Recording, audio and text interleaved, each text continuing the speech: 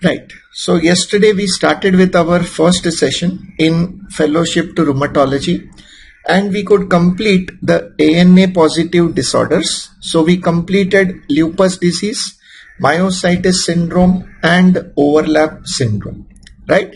So today, starting with the second one, that is arthritis syndrome. We want to start with the second one, that is the arthritis syndrome. We want to begin with. So let us start with the first one, that is approach to arthritis patient. How will you approach a patient with joint pain? That is first step, right?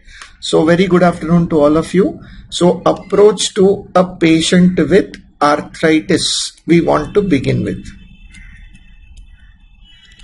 So first we must be very clear that what is arthritis? Arthritis means it is a combination of joint pain. Joint pain alone is also called as arthralgia. Right? So arthralgia. Yes, thank you, Asia. So we have got arthralgia with the swelling of the joint. With the swelling of the affected joint. So approach to arthritis we have got here is that joint pain, that is arthralgia with the swelling has to be present to be called as arthritis. So arthritis is a common symptom. It's a very common symptom in your house also, in the practice also. So what is the first step? The first step is to choose that who will you refer this patient to. The first step is to choose that which specialist are you going to refer the patient to. Should I refer the patient to an orthopedic surgeon or should I refer all these patients to rheumatologist? That's our point. So whether it is orthopedic or rheumatologist, that is the first step. It is because the most common cause of the arthritis is degenerative arthritis. The most common cause of the arthritis is the degenerative arthritis. In degenerative arthritis, the classical example is the osteoarthritis. The classical example is the osteoarthritis of the knee joint, which typically affects elderly males. So degeneration always starts after 50 years of age. In these patients, you can give them NSAIDs, but NSAIDs are going to be only palliative therapy. And these are the patients who require the orthopedic opinion to consider joint replacement surgery. So the most common cause of the arthritis is the degenerative arthritis. Most common cause are the degenerative arthritis. That means they need to be referred to orthopedic surgeon. So remember, the classical example is osteoarthritis of the knee joint, which typically occurs after 50 years of age, treated with NSAIDs for temporary relief and orthopedic opinion to consider joint replacement surgery. On the other end, what we want to discuss today are the relatively rare cases of arthritis. Those are inflammatory arthritis. So what we deal with in rheumatology are the inflammatory cases of arthritis. The most common inflammatory arthritis is the RA, rheumatoid arthritis. Is the topic of RA, that is rheumatoid arthritis. Most famous disease of this session is the RA. RA typically occurs epidemiology in young females. So as a rule you can say inflammatory arthritis are more common in the young, and these are the ones who need further rheumatology evaluation. These are the patients who need the further rheumatology opinion to plan their treatment. So today again, as far as joint is concerned, we have to become MBBS doctor. So joint pain commonly comes to a family doctor, to an MBBS doctor. The first step, the person has to decide whether it is a case of degenerative arthritis or is it a case of inflammatory arthritis, because degenerative needs to go see an ortho, but the inflammatory needs further rheumatology opinion. That means our opinion is required for managing these patients. So to separate between the two, the most important is to record the history of the morning stiffness and pain in the affected joint. You want to record the history of morning stiffness and pain in the affected joint. You want to check for. So what does this symptom occur due to? The morning stiffness and the pain occurs due to the accumulation of the inflammatory mediators.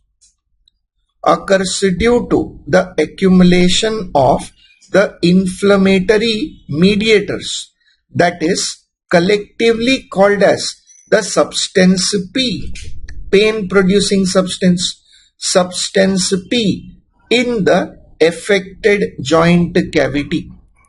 In the affected joint cavity, we want to know. So the symptom is of stiffness and pain is a subjective marker. It is a subjective marker of the arthritis, of marker of inflammation. A subjective marker of inflammation, we can say. So approach to arthritis, joint pain, that is arthralgia and swelling, comes to you. You need to take a history of morning stiffness and pain in the affected joint.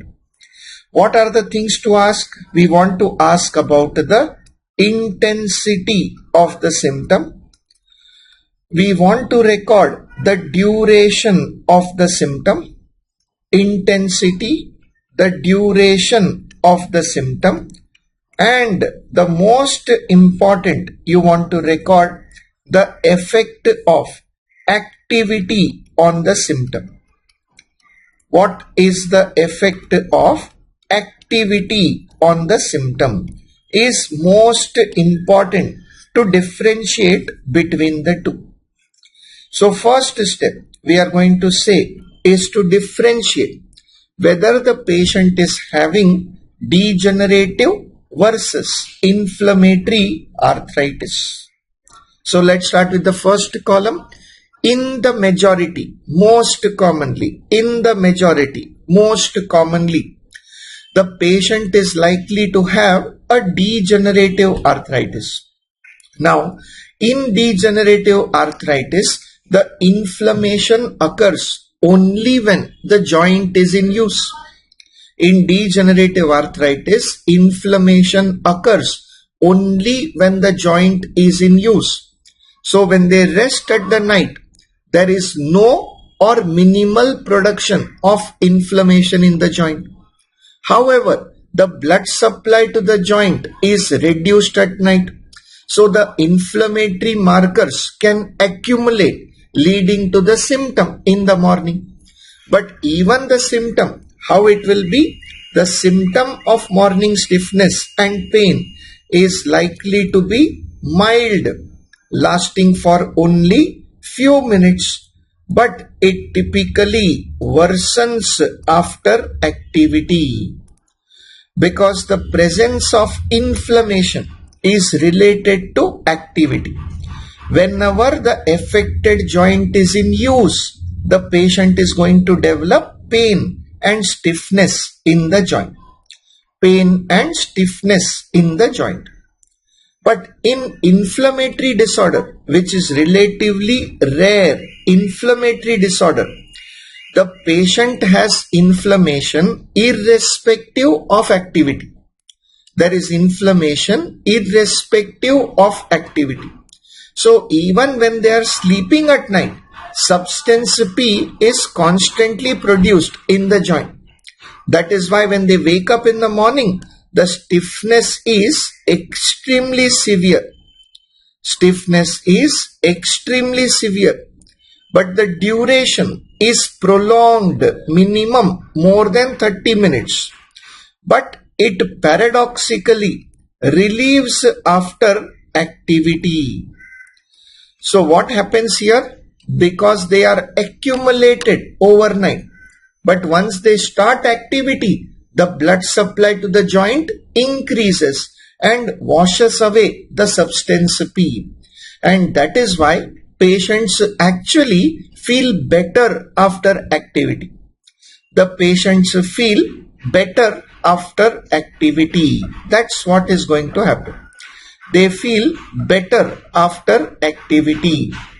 So, approach to a patient with arthritis. Approach to a patient with arthritis. When there is joint pain and swelling, based on the history of morning stiffness and pain, I want all of you to know when to differentiate. So morning stiffness is mild, it is lasting for few minutes but worsens after activity. The patient is having degenerative arthritis. Please refer the patient to the orthopedic surgeon, not rheumatology. But if the patient has got severe intensity of the morning stiffness, which is prolonged and relieves with activity, these are the patients who deserve our opinion, who require our opinion, that is rheumatology. So let us continue on our quest to become rheumatologist.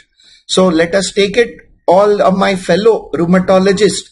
How will you approach a patient with inflammatory arthritis? So approach to a patient with a case of inflammatory arthritis. We are going to write down. Please write it on a new page. Okay. So this page is going to be the index for this session. Write it on a new page. This is going to be the index for the present session. Write it on a new page with me. So now you have to do what a rheumatologist should do. So patient came to you because patient had the inflammatory arthritis. So you have to evaluate this patient. In the classification table, we have written what are the topics we want to study in this session based on the pattern of joint involvement.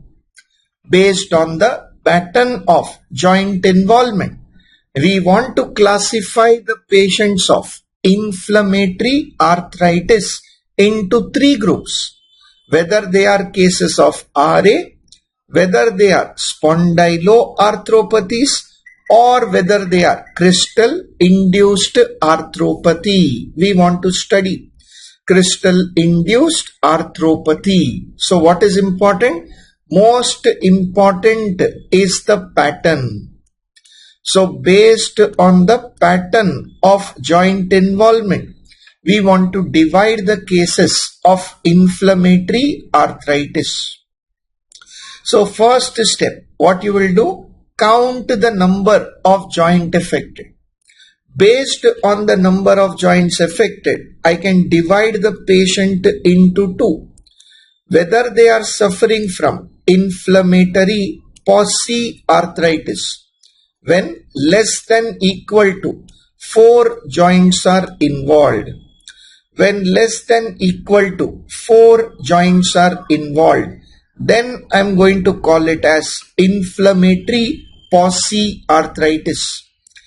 But if the patient has 5 or more joint involvement, then I'm going to diagnose the patient as having polyarthritis.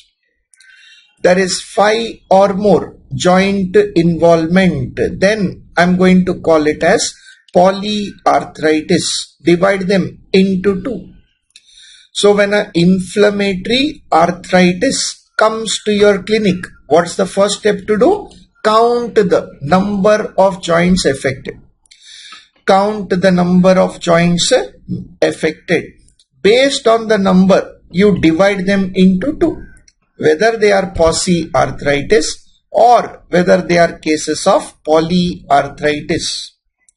In polyarthritis, further divide them into monoarthritis versus the oligoarthritis. The monoarthritis versus the oligoarthritis, we can divide them into. You can easily guess the number. Mono means 1. Oligo means 2 to 4 joints are involved. Mono means 1. Oligo means 2 to 4 joints are involved. Right? So monoarthritis. The most common cause of monoarthritis is trauma, which can be either confirmed or excluded on history. If there is history of trauma, please refer to orthopedic surgeon. Trauma, refer to orthopedic surgeon. But if there is no history, then think of gout versus pseudo gout. If there is no history of trauma, then you will consider the differential diagnosis between gout and the pseudo gout. Why have I given them same color? Because both of them together constitute the topic of crystal-induced arthropathy. Both these topics together constitute the group of crystal-induced arthropathy. Group them together because Harrison says that in a patient with inflammatory polyarthritis, listen carefully. Harrison says in a patient with inflammatory polyarthritis without history of preceding trauma, the most likely diagnosis is the crystal-induced arthropathy because the septic arthritis is rare. Because the septic arthritis is rare. However, the above diseases can look similar clinically, and that is why the first as well as the mandatory test for diagnosis of the disease is to go for synovial fluid analysis.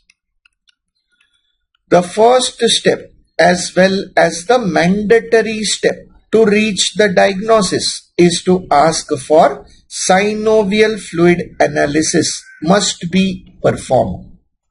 So take this together. When patient came to you with arthritis, first what you did? Excluded degenerative, excluded history of trauma. If in an inflammatory polyarthritis, trauma is excluded, the most likely diagnosis is crystal-induced arthropathy. But clinically, they cannot be differentiated for sure. Hence, the compulsory testing is synovial fluid analysis. Come to the other side. If it is a case of inflammatory polyarthritis, what will you do? In a patient with polyarthritis, look for the presence of spine involvement. So spine involvement, you call it as axial dominant arthropathies. You will look for the spine involvement. If present, We call them as axial dominant arthropathy. And if it is not affected, you can call them as appendicular dominant arthropathy. Call them as appendicular dominant arthropathy. When the spine is affected, the first differential you think of is the ankylosing spondylitis. Please note the color. Ankylosing spondylitis can be the problem. So spine is involved. The first thing that comes to our mind is ankylosing spondylitis. What are peculiar points? It is the only male dominant arthropathy. It is the only male dominant arthropathy with strongest association with HLA B27 positive. It has got the strongest association with HLA B27 positive. The most common joint affected is the sacroiliac joint. The sacroiliac joint involvement presents as low back pain. But even before the back pain, more than 70% cases are preceded by the development of more than 70% are preceded by the development of recurrent unilateral anterior uveitis. Recurrent unilateral anterior uveitis can be present in this patient. So ankylosing spondylitis, it is the only male dominant arthropathy. All others are common in female or equal in both gender.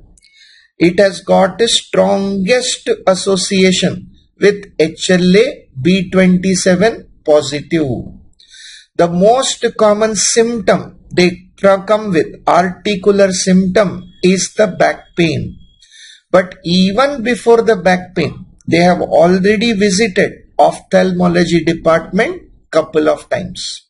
They have already visited ophthalmology department couple of times. Take it forward. If it is appendicular dominant arthropathy, we divide them into two.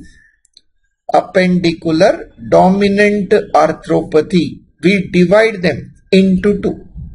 So if the spine is not involved, so we call it appendicular. Peripheral skeleton is only involved.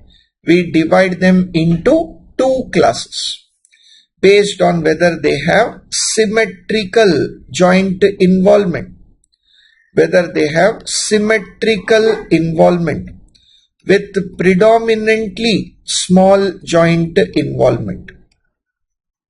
Predominantly the small joint involvement is present, or whether they are asymmetrical, with predominantly large joint involved. Predominantly large joint involvement. We divide them into two. So we divide the patients of appendicular dominant arthropathy. We are going to divide them into the two. Appendicular dominant arthropathy. We are going to divide the patient into two. Those having symmetrical arthritis or asymmetrical arthritis, small joint or large joint predominant respectively. We can differentiate between the two. So symmetrical polyarthritis is most commonly RA. Symmetrical polyarthritis of the small joint is most commonly a case of RA. Most commonly a case of RA is the symmetrical small joint involvement is RA. But the closest differential for RA MCQ is the psoriatic arthropathy. The closest differential for the RA is the psoriatic arthropathy. Asymmetrical can be differentiated between IBD associated arthropathy, IBD associated arthropathy versus a reactive arthritis. Versus the reactive arthritis, we have got two differentials. The reactive arthritis, we can say. So, symmetrical small is most commonly RA. The closest differential for RA is psoriatic arthropathy. Then how to differentiate between the two? In the MCQ and practice based on the distal interphalangeal joint involvement, you will differentiate for based on distal interphalangeal joint involvement. You will divide the patient of symmetrical small into two, because in RA DIP involvement is rare, and even if it occurs late in the disease. It is rare, and even if it occurs late in the disease. And RA patient predominantly present with articular features. They predominantly present with the articular features. So the main complaint the patient will have is related to the joint. Main symptom of the RA patient is related to the joint. So distal interphalangeal joint is never affected in RA at the time of diagnosis. In early stages, never affected. But in psoriasis, DIP involvement is both common and early. It is both common and early. And more importantly, even before the joint is affected, 85% cases are preceded by the skin or the nail changes of psoriasis. The joint involvement is preceded by the features of psoriasis in majority. Among the feature, the most common is the oncolysis. Among all the preceding feature, most common is the oncolysis. That is, nail peeling is most common. So among the extra articular symptom, the most common symptom is the oncolysis. In IBD versus reactive arthritis, how to differentiate? Inflammatory bowel disease predominantly affects the upper limb joints, shoulder and the elbow. Upper limb joints are affected in IBD associated. Majority, most commonly, they are preceded by diarrhea. They are preceded by the diarrhea, that is GI symptom. So GI symptom precede the arthritis in majority. The GI symptom precede the arthritis in majority, and it is more common with Crohn's disease as compared to ulcerative colitis. Crohn's disease as compared to ulcerative colitis, it is going to be more common. Crohn's disease more commonly causes arthritis compared to ulcerative colitis. But we can also look for the presence of rare but specific skin manifestation. Rare but the specific skin manifestation you will look for in the MCQ, because if it is given, it is specific for the diagnosis. Specific for IBD is the pyoderma gangrenosum.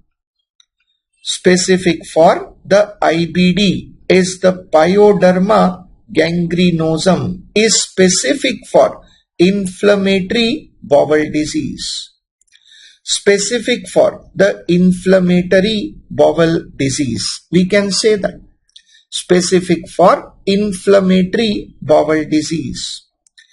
But reactive arthritis predominantly affects weight-bearing joints. Reason is unknown, but it predominantly affects weight-bearing joints. That is, lower limb joints are affected. So, ankle and the knee involvement. Ankle and the knee involvement. Think of reactive arthritis. Most commonly preceded by chlamydia associated UTI. Chlamydia associated urinary tract infection. It may also be preceded by diarrhea due to salmonella, shigella, or the Campylobacter diarrhea can also be present. In our country, the unique disease is chikungunya fever, also causes the reactive arthritis. Also responsible for reactive arthritis can occur. Reactive arthritis can occur. We can say that pyoderma is the specific for IBD. What is specific for reactive? Keratoderma. The Keratoderma blennorrhagicum.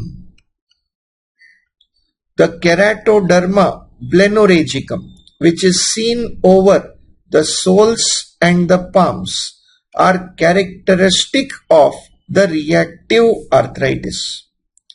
So, keratotic means fibrotic patches seen over the soles and the palms are specific for diagnosis of the reactive arthritis. We can say reactive arthritis, we can say, right? So please remember, common age group for polyarthritis, for all the polyarthritis is 20 to 30 years, okay, among which the ankylosing spondylitis, RA, is more common in female, right? In angspond, it is only one which is male dominant disease, and in others it is equal in distribution. It is equal in distribution, just for your epidemiology.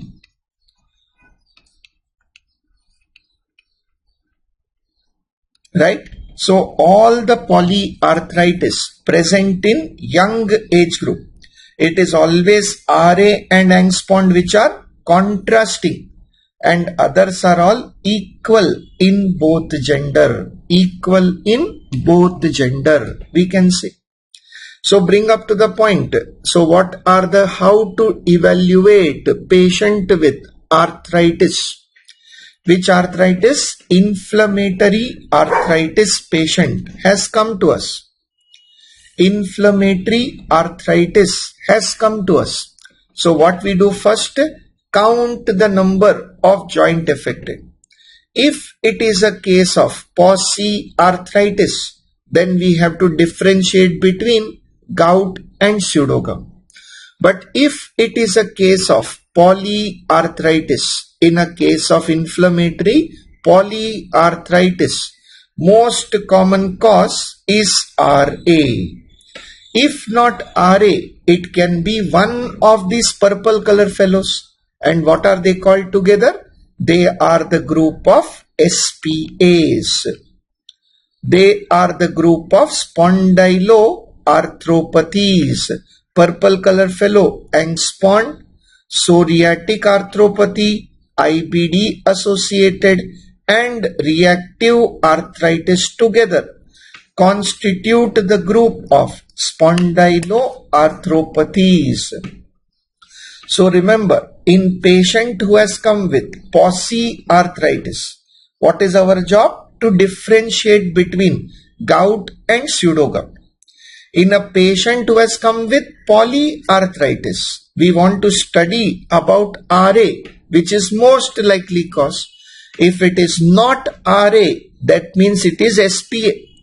Among the SPA, using the feature that we have written, we can say whether it is angspond, whether it is psoriatic, whether it is IBD or reactive arthritis.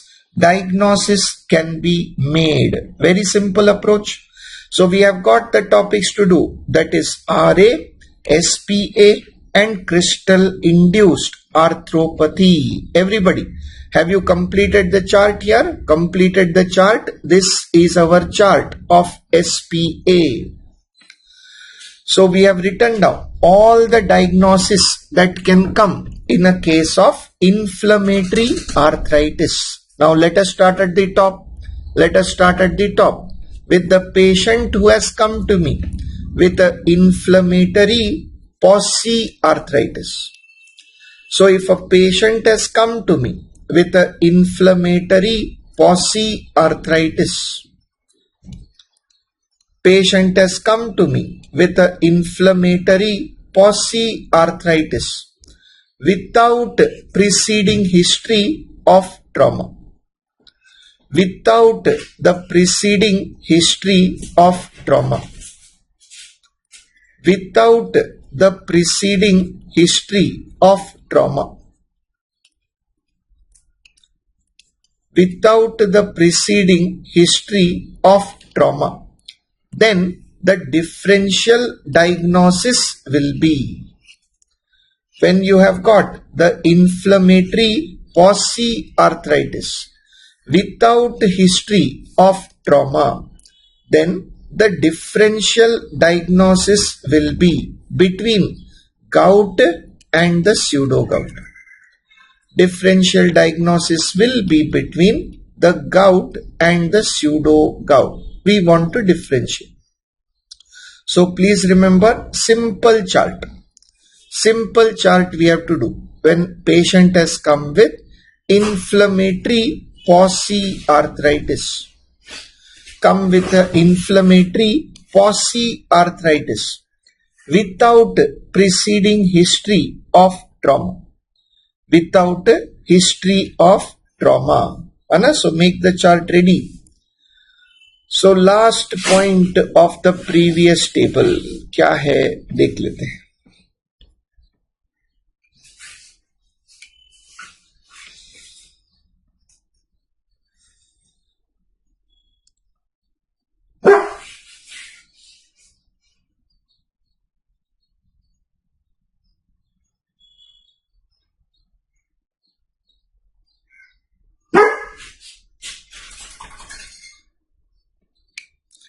आप ही बताइए ना जय Patel, what you think, है ना, what you think, classify क्यों करेंगे भाई, है ना, mono means 1, oligo means 2 to 4.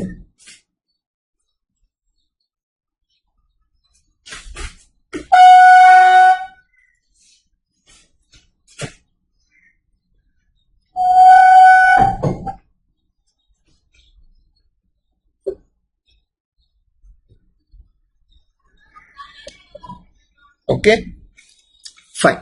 So let us go forward here. So approach to the patient with the inflammatory arthritis, monoarthritis versus oligoarthritis. So when the patient has come to you with a case of inflammatory polyarthritis without preceding history of trauma, then you have to make a differentiating table between the gout and the pseudo gout. We have to be practical. Gout versus pseudo gout. You have to differentiate.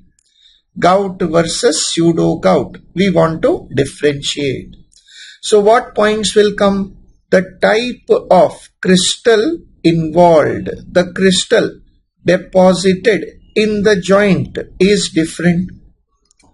The crystal deposited in the joint is different, right? The epidemiology of the disease is different. So column बना के रखते, crystal deposited is different. Epidemiology is different. The most common etiology in 90% of the cases is different. The most common etiology, the rare causes in 10% of the cases only. So 90% are common causes, 10% are rare causes. Coming to the clinical feature, clinical presentation, 2 lines.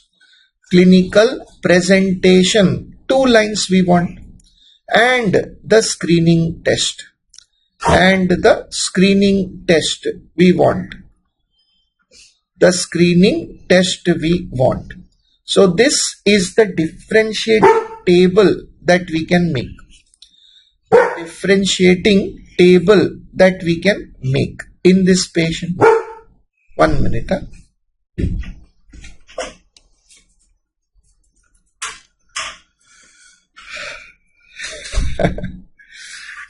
Yeah. So we have got the differentiating table now ready. Once you have written till here, we will start filling the table. So inflammatory polyarthritis has come to you without a history of preceding trauma. So you said that it is a crystal induced arthropathy. Diagnosis becomes a crystal induced arthropathy. But crystal induced arthropathy has 2 causes, gout versus pseudo gout. So we want to know when to mark which answer. So we have made our standard pro forma definition, epidemiology, etiology, clinical feature, diagnosis, treatment and prognosis. Bas, same point छापते रहना.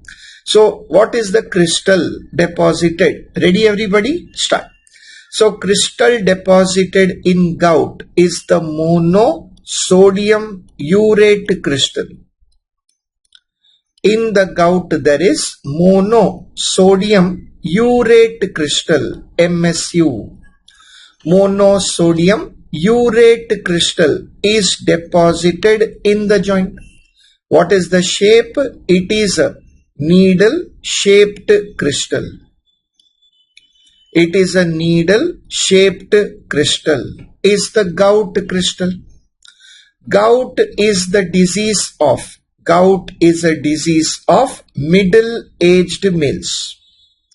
Gout is a disease of middle-aged males where 90% are due to renal defect in urate excretion. There is a renal defect in urate excretion, while 10% can be due to defect in the diet. It could be drug induced or due to drinking. So hyperuricemia is most commonly due to renal defect in urea excretion. That is most common cause in this patient. But sometimes consuming high non-vegetarian content can increase uric acid production. The drugs pyrazinamide and thiazide. Pyrazinamide and thiazides, two common drugs causing hyperuricemia. Pyrazinamide and thiazide. Drink the beer followed by the wine can cause the hyperuricemia. Beer followed by the wine can cause hyperuricemia, can occur. The clinical feature, most commonly they present with, what we have written in approach table, inflammatory monoarthritis. Gout patient most commonly present as inflammatory monoarthritis. Most common joint affected is the great toe, first metatarsophalangeal joint, followed by the ankle joint. The great toe, metatarsophalangeal joint, ankle joint. And the screening test is to ask for serum uric acid level.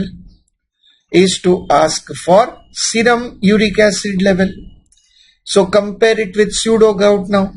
In pseudo gout, the crystal deposited is the calcium pyrophosphate.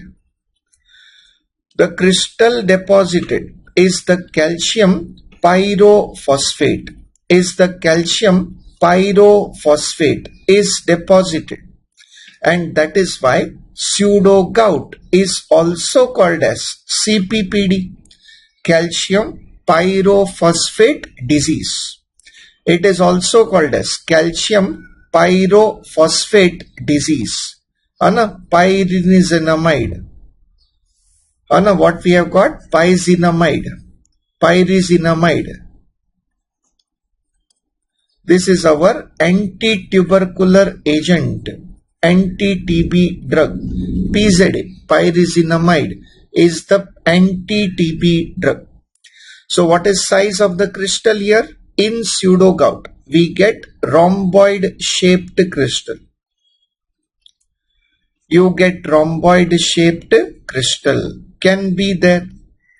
The age, pseudo gout is a disease of elderly males. It is a disease of elderly males because here the calcium deposit is due to the joint degeneration. Calcium deposit is due to the joint degeneration most commonly. Rarely it can be because of severe hypercalcemia. It can be because of severe hypercalcemia, especially when the onset occurs before 50 years of age. Because we have written degenerative always starts after 50. Degenerative starts after 50. Severe hypercalcemia can cause pseudo gout before 50. But what are causes of severe hypercalcemia? A parathyroid adenoma or a paraneoplastic syndrome. Parathyroid adenoma or a paraneoplastic syndrome can cause pseudo gout potentially. Most common pattern in polyarthritis we have written the inflammatory oligoarthritis. The inflammatory oligoarthritis can occur. So inflammatory oligoarthritis can occur. With the most common degeneration is in the knee joint, followed by the hip joint, followed by the shoulder joint. So order of joint involvement is the knee, the hip and the shoulder. We can ask for serum calcium level. We can ask for the serum calcium level. We can go for. So look at this point here. when the patient has got an inflammatory polyarthritis without preceding history of trauma. So I thought about crystal induced. So if it is a young male with inflammatory monoarthritis, elevated uric acid, common diagnosis is gout. But if it is a elderly person with knee and hip involvement, then you think of pseudo gout. Think of pseudo gout. But what's the point about screening test? The screening test can neither confirm the diagnosis. The screening test neither confirms the diagnosis nor excludes the diagnosis. Because we know, just because uric acid is high does not mean it is always gout. Because uric acid is in the blood does not mean gout. Does not mean gout. So pseudo gout, CPPD disease, CPP disease, it is also called as calcium pyrophosphate disease, also it is called as. So the uric acid and the calcium can neither confirm nor exclude the diagnosis. Neither confirm nor exclude the diagnosis. So what we need to do? Compulsory the synovial fluid aspiration. The synovial fluid aspiration and analysis is compulsory, is mandatory for diagnosis. Is mandatory for diagnosis. ये तो compulsory we have written, because the screening tests are not 100%. They are not 100%. So we have to go for synovial fluid aspiration. In the synovial fluid, what is gold standard test? Polarizing microscopy. In the synovial fluid, doing the polarizing microscopy is the gold standard test. Is the gold standard test that we have. Polarizing microscopy is gold standard test. Then we can write the treatment of the acute attack. We can then write the treatment of acute attack. We can write about management of acute attack with renal failure. Management of acute attack with renal failure. And we can write about the chronic prophylaxis. The chronic prophylaxis to prevent the recurrence. Chronic treatment to prevent the recurrence of the disease we want to study. Finish with the prognosis. So what we can say? Clinical suspicion से start किया हमने. Clinical suspicion से start किया. Inflammatory monoarthritis था, young male था, elevated uric acid, supportive of the diagnosis. But you will wait for the synovial fluid report to confirm diagnosis.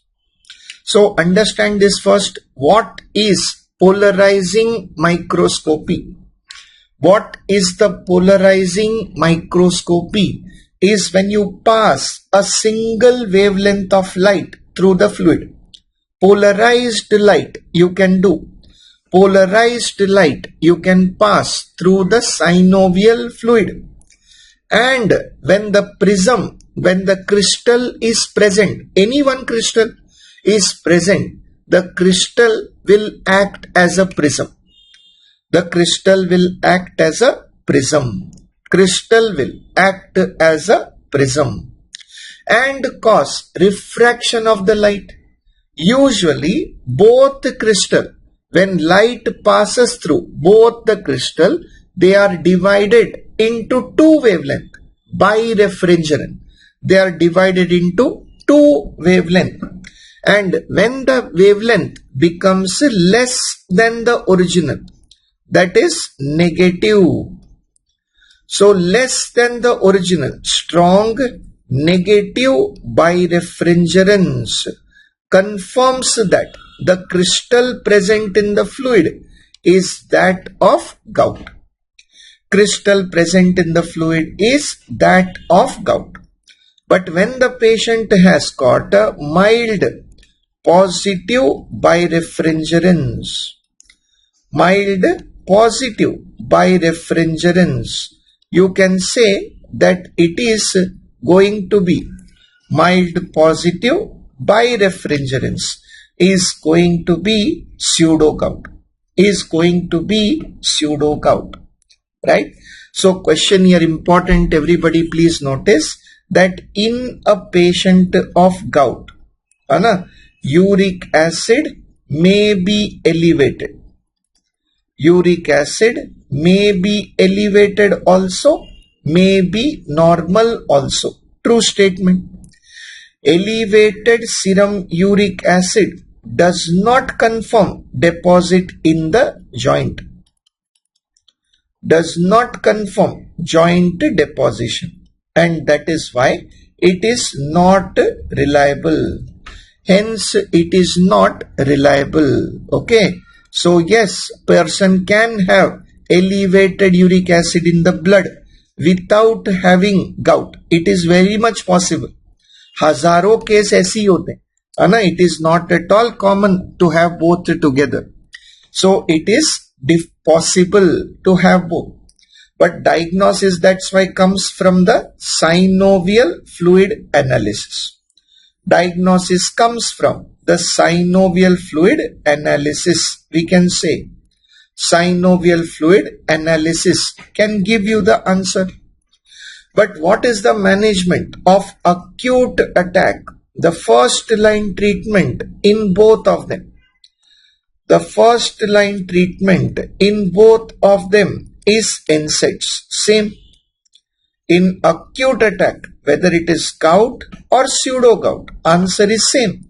First line is NSAID therapy. But in gout patient, we have got alternative. We can also give colchicine. We can also give canakinumab, can be given. Alternative, canakinumab can be given, which is a monoclonal antibody against interleukin-1 beta. So canakinumab can also be given in patient with gout. ये क्या है? Colchicine. Yesterday we wrote in FMF, colchicine or canakinumab can be given in a patient with gout also. But once the renal failure is there, all above drugs are contraindicated. In the renal failure, all above drugs are contraindicated. So we give intra-articular steroid. We give intra-articular steroid only. All the drugs are contraindicated in the patient with renal failure. So you want to give the patient intra-articular steroid. You want to prescribe only one choice, intra-articular steroid you want to give. So what is this polarizing microscopy? Okay, so you pass a polarized light. So polarized light, you pass a single wavelength of light. Pass the single wavelength of light through the crystal, through the fluid, through the synovial fluid,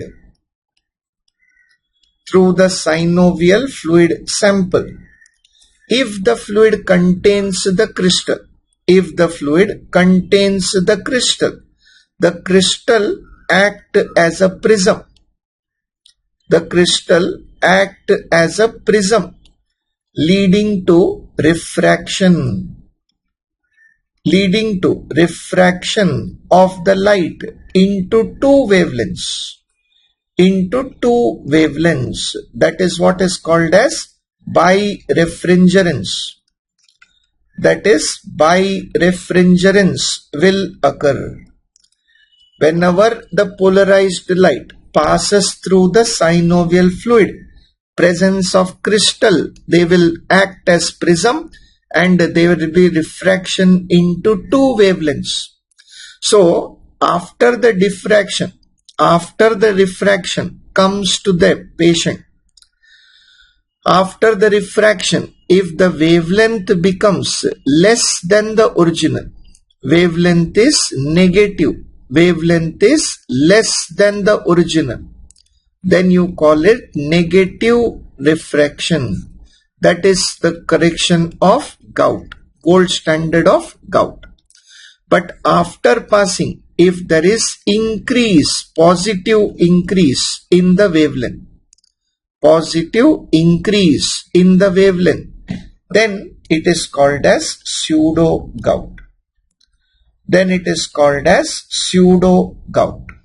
Anna?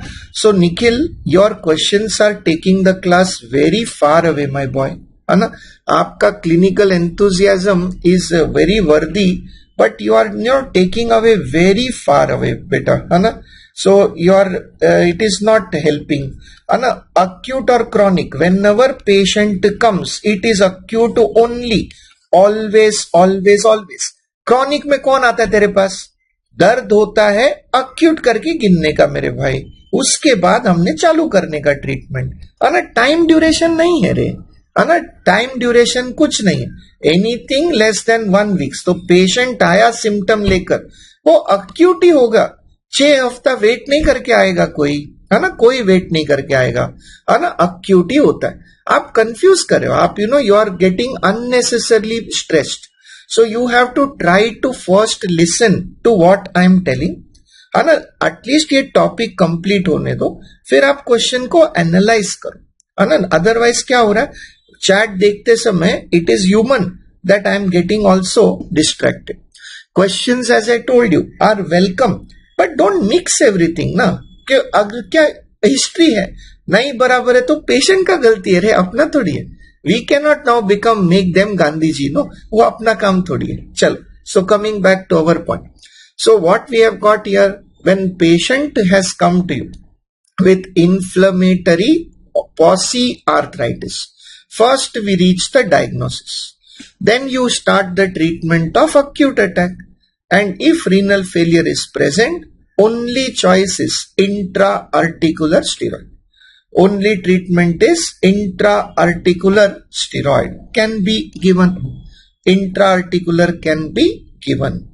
So what is the prophylaxis? What is their target to prevent recurrence?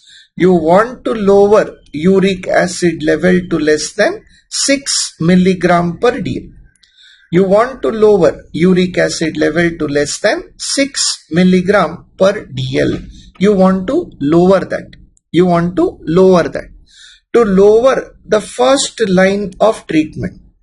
The first line of treatment is the xanthine oxidase inhibitor. To lower the uric acid, the first line is xanthine oxidase inhibitor. So you can give allopurinol and febuxostat. Allopurinol and the febuxostat. Only in refractory cases, when you are not able to achieve the desired level, then you can give uricase enzyme supplement. If you are unable to achieve the target, you can give uricase enzyme supplement. We have got pegloticase and the rasburicase. Pegloticase and the rasburicase are to be given. So you will lower the uric acid to less than 6 milligram per dl using xanthine oxidase inhibitor. In refractory cases, uricase supplement you can give. You want to give the duration of therapy. The duration of therapy is up to 6 months to 2 years after the last attack. After the last attack, you can stop them. If recurrent, if it is recurrent, consider lifelong treatment. Consider lifelong treatment. You want to give. So in the gout, to prevent the recurrence, no problem. Sorry, nahi re. No need for sorry, Nikhil. Just that, you know what, randomly hota na. So just we'll complete that and don't stop. I'm enjoying your doubts and that is how everybody is learning. Don't feel कि तुझे अकेले को doubt है, सबको doubt है, लेकिन आप पूछ रहे हो. I am happy. I am no person to stop you from asking doubts. And I enjoy clinical medicine as much as you do, right? So let's try to bring it up together. छोटा topic है, always नहीं जाना चाहिए. So duration of treatment is to give it for 6 months to 2 years. Then you stop. But if attack is recurrent, then you have to give lifelong uric acid lowering therapy. But the joint cavity is preserved. The joint cavity is preserved. Surgery is not required and hence prognosis is favorable. Hence the prognosis is favorable. We can say prognosis is favorable. We can say, right? So this is our management of gout. Management of gout. In pseudo gout, what we want to do? In pseudo gout, you want to slow further degeneration. You want to slow the further joint degeneration to prevent the recurrence. You want to slow the further joint degeneration to slow the recurrence. And how can you do that? By encouraging mobility. By encouraging mobility or physiotherapy. Mobility, physiotherapy. You also want to avoid unnecessary. You also want to avoid unnecessary calcium and D3 supplement in elderly unless there is a deficiency, especially in the males. Unless they are deficient, don't give calcium and D3. But in spite of that, the pre-existing degeneration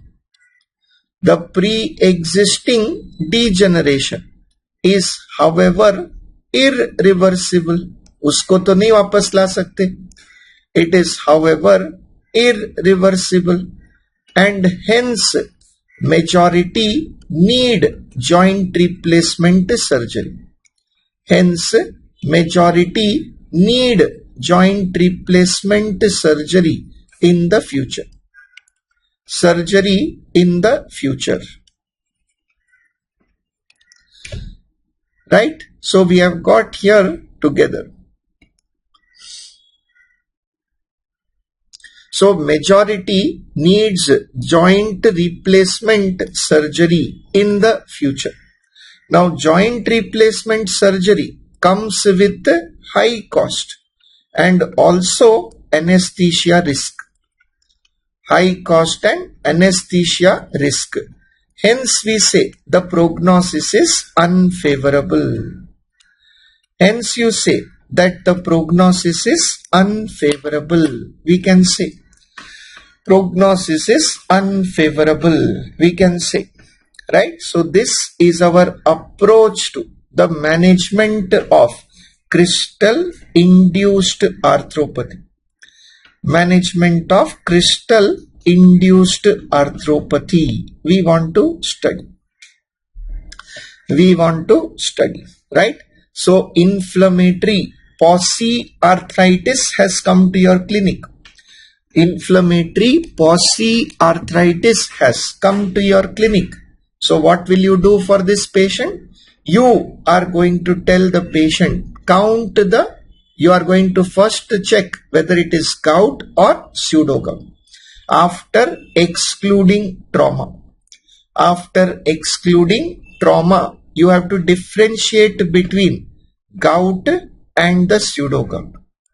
Gout and the pseudo gout. You want to differentiate between the two.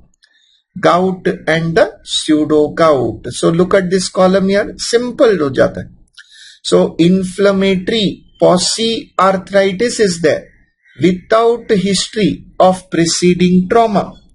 This is our diagnosis column. तो यहां तक क्या आ गया? Diagnosis. So based on the crystal deposited, age of the patient, the clinical presentation, screening test and synovial fluid analysis, you can reach confirmed diagnosis. Based on the parameter, you can reach the confirmed diagnosis you can reach. And then the treatment column we have written, acute to chronic treatment we have written. So acute attack, first choice remains NSAIDs. But in acute attack of gout, you can also try colchicine. You can also give canakinumab. But in renal failure, all above drugs are contraindicated. So you will give intra-articular steroid. But in gout, you want to lower the uric acid level. Joint is safe, outcome is favorable. In pseudo gout, the further degeneration you want to stop, but whatever is done will not come back. Hence, you need to do joint replacement surgery in the future. Right? So, this is our topic of inflammatory arthritis.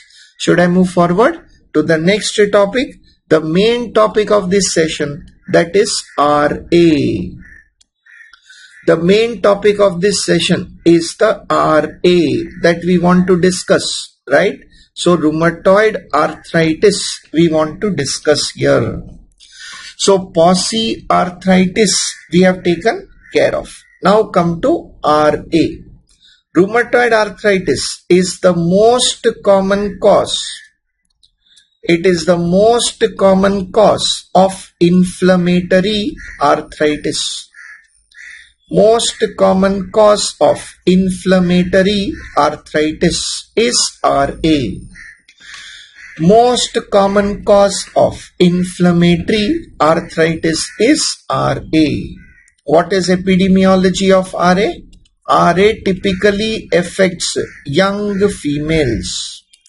RA typically affects young female. What is the etiology? Etiology of RA is idiopathic. We don't have any particular cause. But like SLE, we have got few risk factor. We have got few risk factor. Risk factor includes mycoplasma infection, Epstein-Barr virus infection, and the HLA correlation. HLA DR4, HLA DRB1 association. So genetic association can be present. So rheumatoid arthritis, most common cause of inflammatory arthritis. Most common cause of the inflammatory arthritis is having young patient, female is affected. The cause is unknown, but the risk factor can be due to the infection or due to genetic association. Due to genetic association. Whenever there is a genetic association, we expect the disease to be familial, but not RA. Please highlight this point. Majority cases of RA.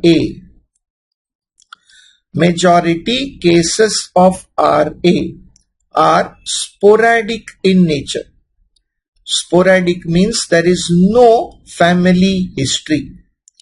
Sporadic means there is no family history present. So, in spite of being genetic, why there is no family history? Because the genetic abnormality associated has got poor penetrance. It has got poor penetrance is present.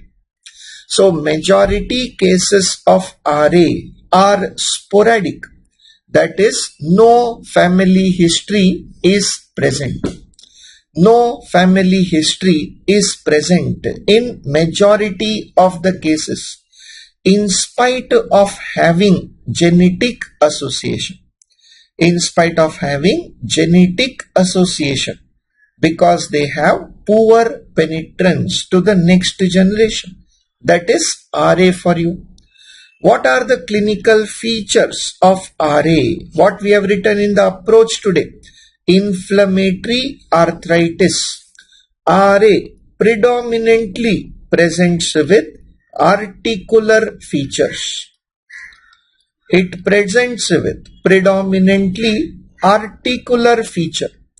But considering that it is rheumatology, there are also extra articular features which are relatively rare. Okay, they can occur, but they are relatively rare. This is what we have written in the approach to the disease, approach to patient with inflammatory arthritis. We have written that predominantly RA patient comes with articular symptom first. What is the most common pattern of joint involvement? Come on. What is the most common pattern of joint involvement in case of RA? Most common pattern of joint involvement in case of RA. Answer is it presents as a inflammatory polyarthritis. We are just writing the approach table. Inflammatory polyarthritis, which is how appendicular dominant,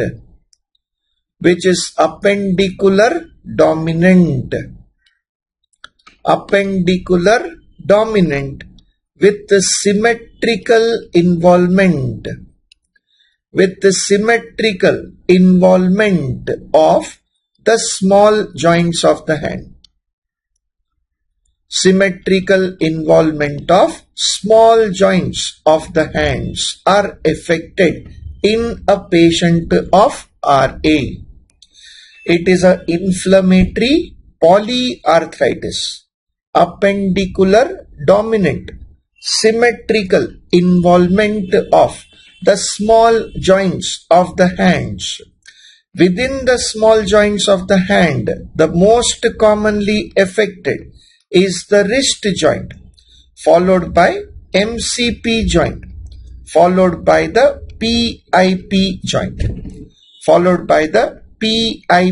joint, is affected, because already we have written that DIP involvement is rare and late. Please don't forget, rare and late. Early DIP is always favors diagnosis of psoriatic arthropathy.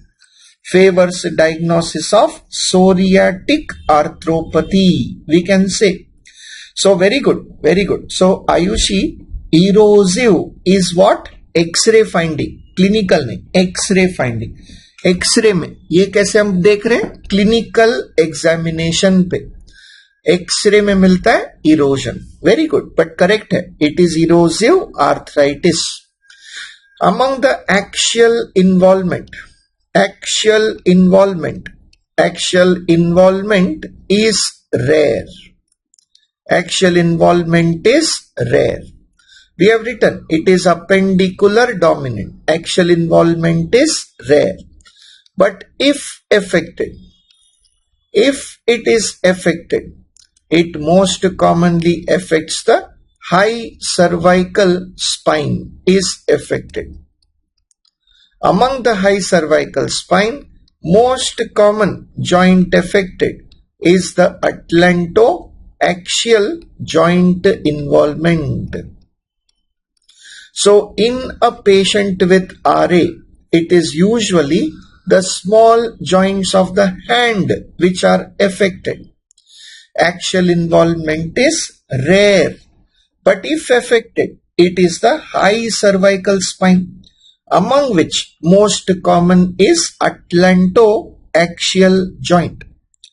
What are the stages of involvement of the joint in RA? What are the stages of joint involvement? To understand the stages, first we must know what are normal components of a joint. We must know what are normal components of a joint. So draw with me. We want to draw an appendicular joint here. Appendicular joint. So क्या करेंगे? Bring out the best artist in you. जितना हो सके it the bone should look human. Doggy bone नहीं लगना चाहिए, है ना? कोशिश करना इलस्ट्रेशन अच्छे से बनाना. So normal versus the stages of RA we want to study. Normal versus the stages of RA we want to study. So what does a normal joint consist of? The normal joint is made up of the synovial membrane. The normal joint is made up of the synovial membrane. True statement. It is made up of the synovial membrane. It consists of the synovial membrane. It consists of. It also consists of the cartilage end plate. It also consists of the cartilage end plate. There is the cartilage end plate is also part of the joint. And then we have got the bone itself. We have got the bone itself is part of the joint. So normal joint consists of synovial membrane, cartilage end plate and the bone. These are called as articular features. These are called as the articular features. Articular features, or rather the articular components should we call. These are the articular structures of an appendicular joint. These are the normal articular structures of an appendicular joint, we can say. So how does RA affect the joint? How does RA affect the joint? Number one, the primary site of joint involvement is the synovitis. Remember please, the primary site of joint involvement is the synovitis. And in SLE also we said, most common feature is synovitis. But in SLE, the disease did not progress.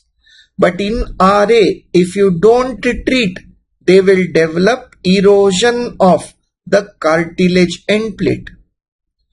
They will develop erosion of cartilage end plate, which is called as the stage of pannus formation. Called as the stage of pannus formation. It is called as. And if you still don't treat, they develop erosions of the bone. They develop bone erosions will occur in the affected joint. Bone erosions will occur in the affected joint. Affected joint, which is responsible for the irreversible joint deformity. Which is responsible for the irreversible joint deformity, we can say. So compared to SLE and RA begin with synovitis. SLE stops there, but RA progresses to pannus formation, bone erosion, responsible for irreversible joint deformity. Responsible for irreversible joint deformity can occur. So ये हमने लिख लिया यहाँ पर सारा. The clinical manifestation when to suspect RA. When typically young female comes with wrist metacarpophalangeal and PIP involvement, you must consider diagnosis of RA. That is the most common presentation. Classical presentation of RA. Come to the other side. Enumerate for me the extra-articular features. What are extra-articular feature? Top to bottom shuru karte. Can eyes be involved? Yes, there can be. Ocular involvement may be present. The most common ocular involvement is in the form of keratoconjunctivitis sicca. Keratoconjunctivitis sicca is the most common ocular involvement. We studied yesterday secondary sicca. Gland can be affected. It can also cause episcleritis. It can also cause episcleritis, but never causes uveitis. Uveitis is a feature of SPA, spondyloarthropathy. Uveitis is a feature of SPA, spondyloarthropathy. Never occurs in RA. RA can also affect the lungs, but in the lungs we have written most common type of interstitial lung disease among the autoimmune disease is the UIP, NSIP. But here, what is there? In RA is the UIP, exception to the rule. Most common type of ILD is the USIP. UIP, that is the exception to the rule. Usual interstitial pneumonia. The usual interstitial pneumonia, that is exception to the rule. Because otherwise, in the patient of autoimmune disease, we said most common is NSIP. In others, most common is NSIP, non-specific interstitial pneumonia. But in RA, answer is UIP, usual interstitial pneumonia. Most common valve defect in the heart. Most common valve defect in the heart associated with RA is the chronic MR. It damages the leaflet of the mitral valve, leading to incompetence. Most common cardiac valve defect is chronic MR.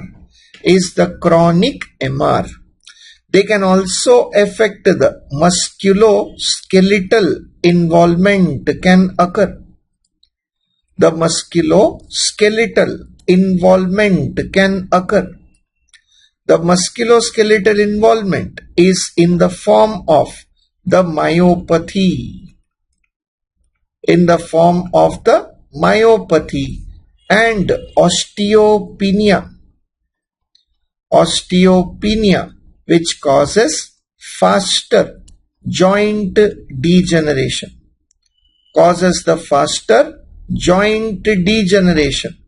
Which is responsible for early onset of OA.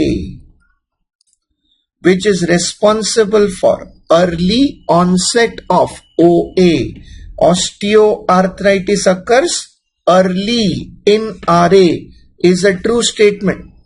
So valve defect is chronic mitral regurgitation, and it is true to say that RA patient have early onset of osteoarthritis is a true statement. But the biggest problem used to be Feltis syndrome. The dreaded problem used to be Feltis syndrome when patient of RA came with splenomegaly.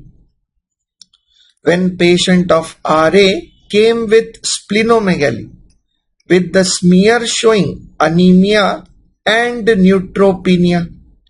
Anemia and neutropenia on the peripheral smear. But the dreaded was increased risk of lymphoma. Increased cause of lymphoma may lead it to the mortality. It was the dreaded manifestation of RA. So hematology involvement in RA was considered to be dreaded in RA, was considered to be the cause of death in RA.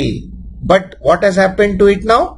It has become in less than 1% cases of 1% cases of advanced RA only. So this manifestation occurs in less than 1% of the advanced RA. Basically, it has become the least common manifestation. Hematology involvement has become the least common manifestation in RA due to early DMARD use. Due to early DMARD therapy as the first line of treatment. As the first line of treatment, it has become least common. And why? Because DMARD therapy not only relieves the symptom, but also induces remission. That is why it is considered first line of treatment. It has become now the least common manifestation. Which one? Hematology involvement, because of early DMARD use as first line of treatment. But कल मैंने बताया ना, patient को क्या चाहिए? Relief, but examiner को चाहिए death. So what is most common cause of death today? What is the most common cause of mortality in RA cases? So present day medicine, lymphoma was the dreaded, but after giving DMARD, the risk has become less. So what is most common cause today is the topic of heart failure, just like SLE. Okay, the mechanism are same as SLE. RA is a pro-thrombotic state. There is a pro-thrombotic state and there is increased rate of atherosclerosis. Increased rate of atherosclerosis in a case of RA. That has become most common cause of death in RA patient today. So SLE हो या RA हो, common cause of death is heart failure overall. Acute में SLE, renal failure. Acute में RA does not cause death because predominant feature is only articular. RA patient में mortality less है, but when they occur, it is due to heart failure. Yes, that can cause the problem. Yes, myocarditis can also occur, pericarditis can occur, but that is uncommon. Okay? So let us proceed to diagnosis now. Diagnosis of RA. How to use the diagnosis? The Euler score is available like SLE. More than 6 is confirmatory of the diagnosis. The Euler score is confirmatory of the diagnosis. It is both sensitive and specific like SLE. So we studied in SLE. There are 17 criteria in SLE and there can be the score we want to calculate. Similarly, RA also has got a Euler score which is based on four criteria, or four parameters that we must know. Exact score we don't have to know, but we can get to know the maximum score of the patient. Based on four criteria, we must calculate the score. The most important is the pattern of joint involvement. The pattern of joint involvement has got maximum score of 5 points. Patient, you look for serology. Which are the antibodies here? Both RA factor, right? RA factor is present. That is the screening test. And the patient anti-CCP titers. Anti-CCP titer. You can get score of 3 based on the elevation of acute reactant, where we measure both ESR and CRP. If they are elevated, you can give 1 point. And based on duration of the arthritis. Duration of the arthritis more than 6 weeks will again give you 1 point. So maximum score possible in a suspected case patient of RA is 10. Maximum score suspected in a patient of RA is 10. Out of which we want to only score more than equal to 6 for diagnosis of the disease. So out of the 10, we want only 6 for confirmation of the diagnosis. For the confirmation of the diagnosis. But only thing remember, it is sensitive and specific, but does not correlate with the severity. The Euler score does not correlate with the severity. Means it is not prognostic. Please remember, it is not at all prognostic. The score is only for diagnosis. The score is only for diagnosis of the patient. So out of the total 10 point, if the score is more than 6, the diagnosis of RA can be confirmed, but the severity we don't know yet. The severity we don't know yet in this patient. Euler score we want to do. We know that the first line of treatment is DMARDs. The first line of treatment is DMARDs. Right, the ones commonly given. Methotrexate, most preferred, followed by hydroxychloroquine, followed by sulfasalazine and the leflunomide. We use in practice. The first line of treatment in the patient of RA is to give DMARD therapy. Methotrexate, HCQ, sulfasalazine and leflunomide we want to see. So all other DMARDs are only in Pharmac textbook. Only 4 are used in practice. Chal, kahan reh gaye dekhna. So Nikhil, what is left? Please tell me, and we continue this table further.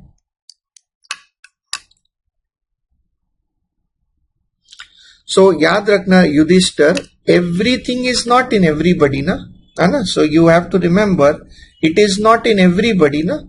So inflammation both can exist in same patient, both can exist in the same patient, because there are two different mechanisms in the same patient, because low platelet causes bleeding. Okay. but pro-inflammation, increased cytokine, causes atherosclerosis,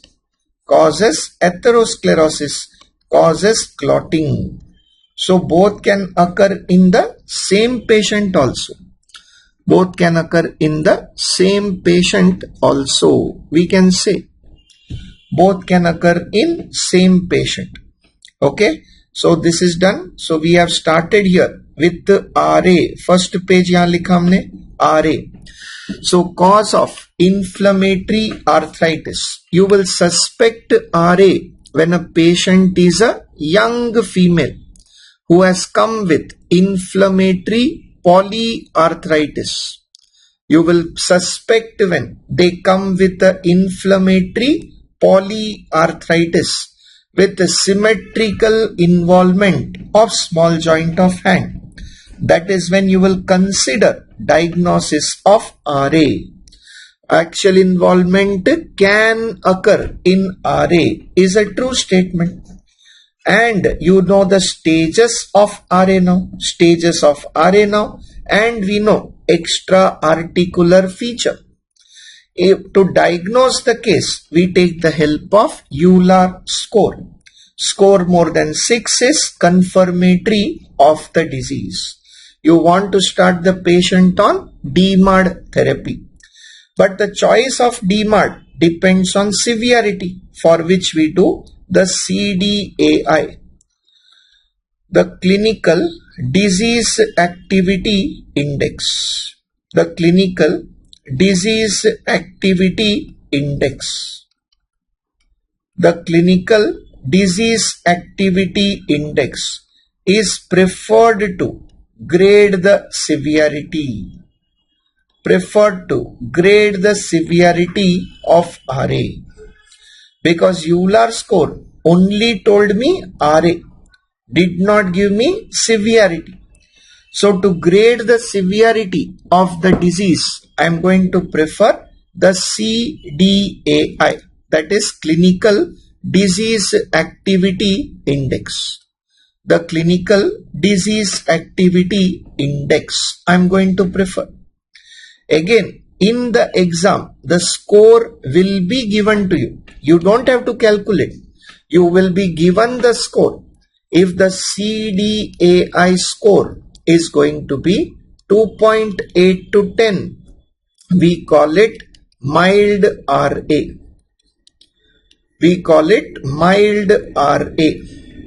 If the score is 10 to 22, we call it moderate RA.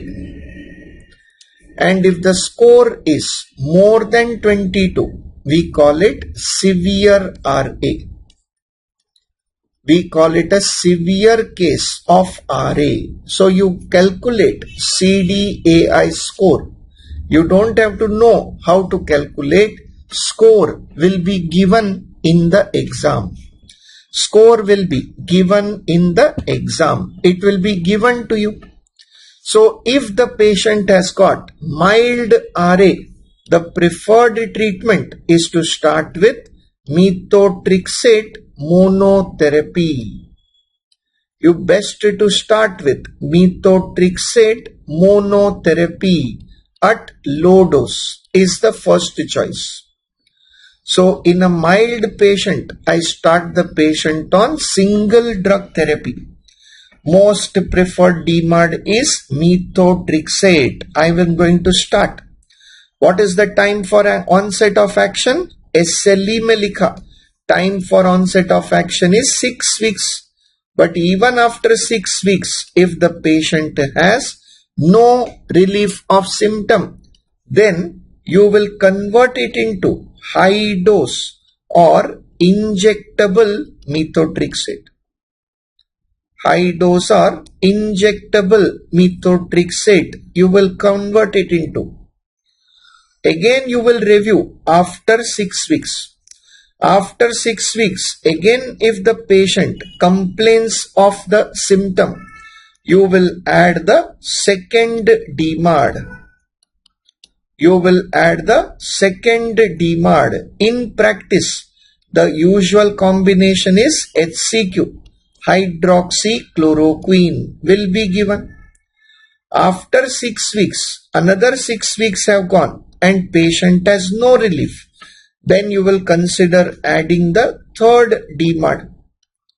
The third DMARD in practice is usually sulfasalazine because all these three DMARDs have synergistic action.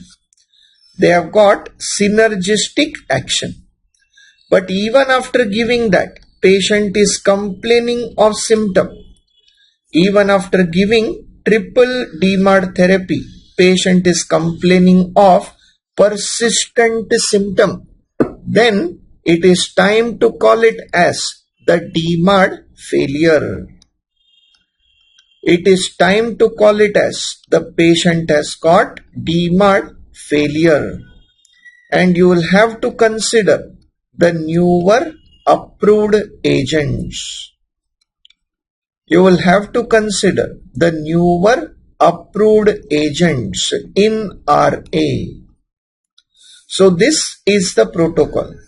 So when the patient has come to you with mild RA, taking methotrexate for 3 months से methotrexate ले रहा है 6+6, but complains of persistent pain, what will you do? Add the second DMARD.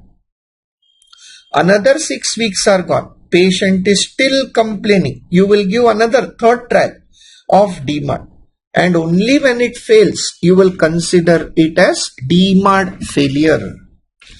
But in moderate RA, disease activity is more. So you will start with dual DMARD use.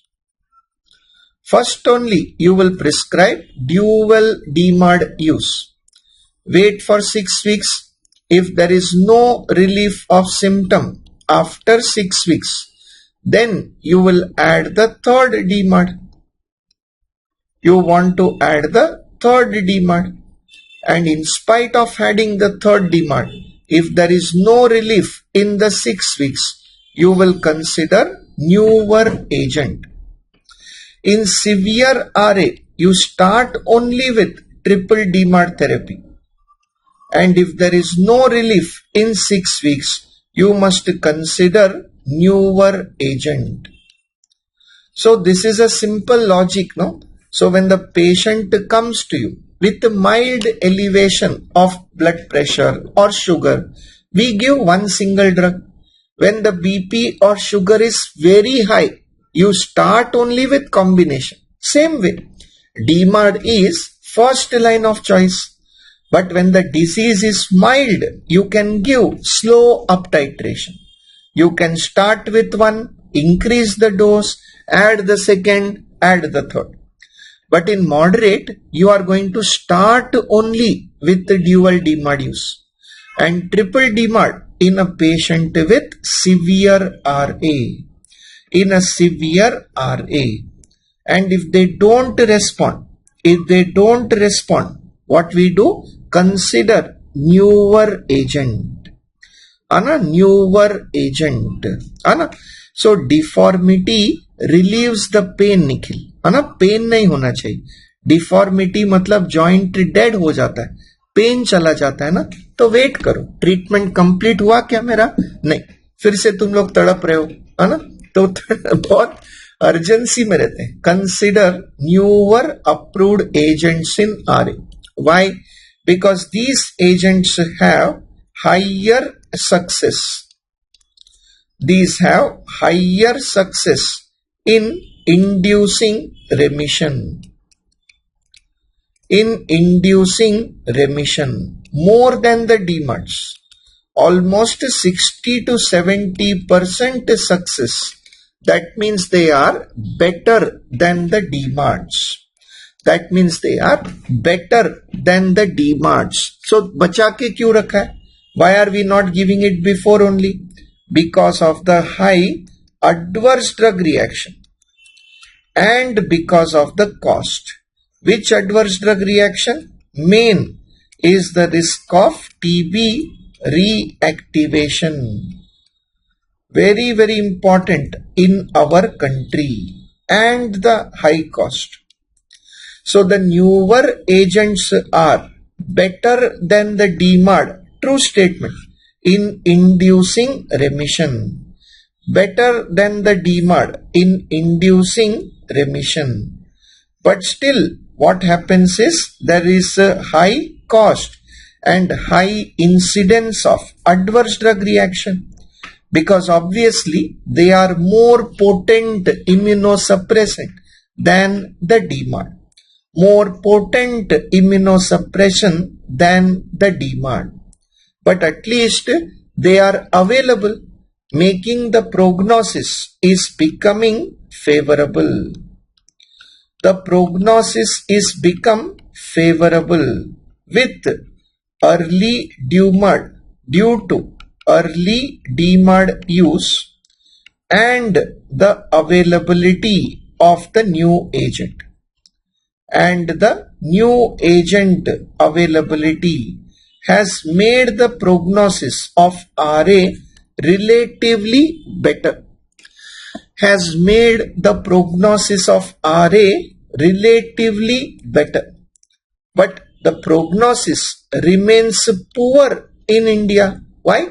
In India, are the patients so good or the doctors so bad? Why the prognosis is poor in India? Because look at the journey, how the patient comes to rheumatologist. How the patient of RA comes to rheumatologist. Look at the journey. The patient of arthritis in our country first goes to who? Ramdev Baba, Patanjali. Arthritis patient in our country first goes to Ramdev Baba. If no success, then they go to Dr. Batra, homeopathy. But after homeopathy, at least come to allopathy? No. Beach mein there is a stopover at Tirupati. So once they go to Tirupati and that also fails, then they come to allopathy. But by the time they come, they have developed irreversible deformity. So the chances of success become poor. So what is the poor in India? Because delay in the DMARD use. Delay in the DMARD use.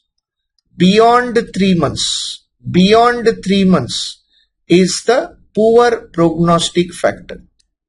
Is the poor prognostic factor. That is poor prognostic factor. And that is why it remains a challenge in our country. It remains a challenge in our country. They come late to us.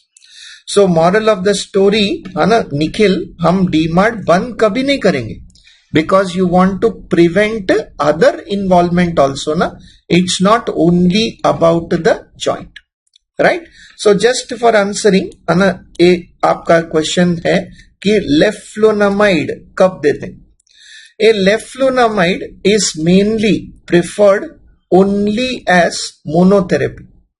It is only preferred as monotherapy in a patient in a case of mild RA who is unable to tolerate methotrexate. मतलब side effect हो गया तब हम prefer करते हैं. क्यों? Because one, it has no synergy with other DMARDs. It has no synergy with other DMARDs. And the second problem, high teratogenicity. High teratogenicity. You have to stop the drug. At least 2 ovulatory cycle before planning pregnancy, pre-conception. So हमारे country में, again we all know that in our country, if you tell the patient in India, if you tell the patient to avoid pregnancy, what they will do? They will avoid you, not pregnancy. उसीलिए ऐसा कभी नहीं बोलने का. हमारे country में drug नहीं चलता. हमारे कंट्री में ज्यादा ड्रग नहीं चलता. So we prefer to not give leflunomide much. Leflunomide role is very limited in our country. Leflunomide role is limited in our country. is limited in our country. No synergy with others, teratogenicity. That's what we do. So for all practical purpose, I want you to remember. For practical purpose, I want you to remember. Anna, want you to remember the 4 DMARDs that we studied. That you must know. The 4 DMARDs that we commonly use in clinical practice are methotrexate, hydroxychloroquine, sulfasalazine, and leflunomide. These are must know. These are must know. Anna? So these are must know. You have to remember. Anna? So these we use in the combination. Anna? No. Deformity name not important. Anna? Deformity name not important. It is no longer asked, not important, because they are overlapping with other diseases also. So you can ignore. No problem. ठीक है. So before we go to the last SPA, we want to write down about the newer agents in RA. So we want to write down about the newer agents in RA. Which are the newer agents in RA that we can give in cases of DMARD failure? In cases of DMARD failure, we can prescribe biologicals. We can prescribe biologicals, and we also have got the immunologicals. So we have biologicals as well as immunologicals approved for treatment of RA. We have got biologicals, immunologicals for the treatment of RA. We have got them. So what are biologicals? Biologicals are monoclonal antibodies. Monoclonal antibodies derived from live cell culture. That's why the name biological. They are derived from the live cell culture. That is why the name biological. Immunologicals are just oral tyrosine kinase inhibitors. They are the oral tyrosine kinase inhibitors are the immunologicals that we have. So for the treatment of RA in a patient with DMARD failure, we have got two, biological, immunological. We have got it here. So to understand the mechanism of action, we are going to write down the pathophysiology of RA. We are going to write down the pathophysiology of RA. We are going to write. So in RA, what happens? There is elevated levels of pro-inflammatory cytokine levels. They are elevated pro-inflammatory cytokine levels in the blood of RA patient. Pathophysiology, what happens in RA? Inflammation is there because there is increased pro-inflammatory cytokine levels in the blood. Among the pro-inflammatory cytokine, the most potent pro-inflammatory cytokine is the TNF alpha. So in the patient of RA, if I want to induce remission, the first target preferred newer agent would be anti-TNF alpha. The preferred is the anti-TNF alpha will be the preferred treatment option. Audio is low. Inflammatory cytokine levels. They are elevated. Pro-inflammatory cytokine levels. Just adjust on your phone side. Of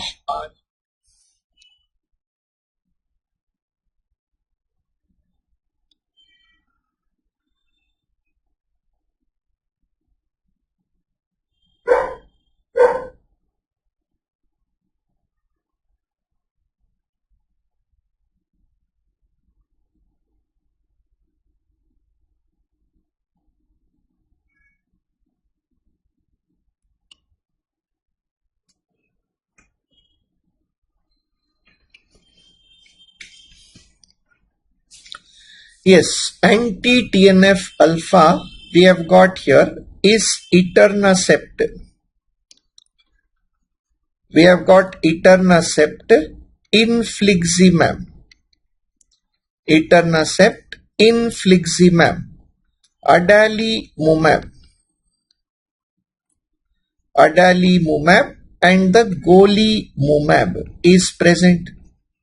We also have the pegylated form of the sertolizumab.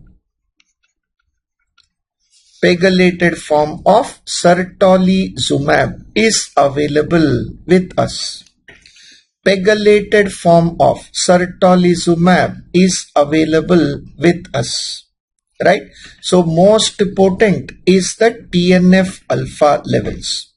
So we prefer anti-TNF alpha agent. But if it does not work, we have the choice of inhibiting the interleukin 1, the interleukin 6, which is also elevated. Other cytokines, interleukin 1, interleukin 6 is also elevated in the blood.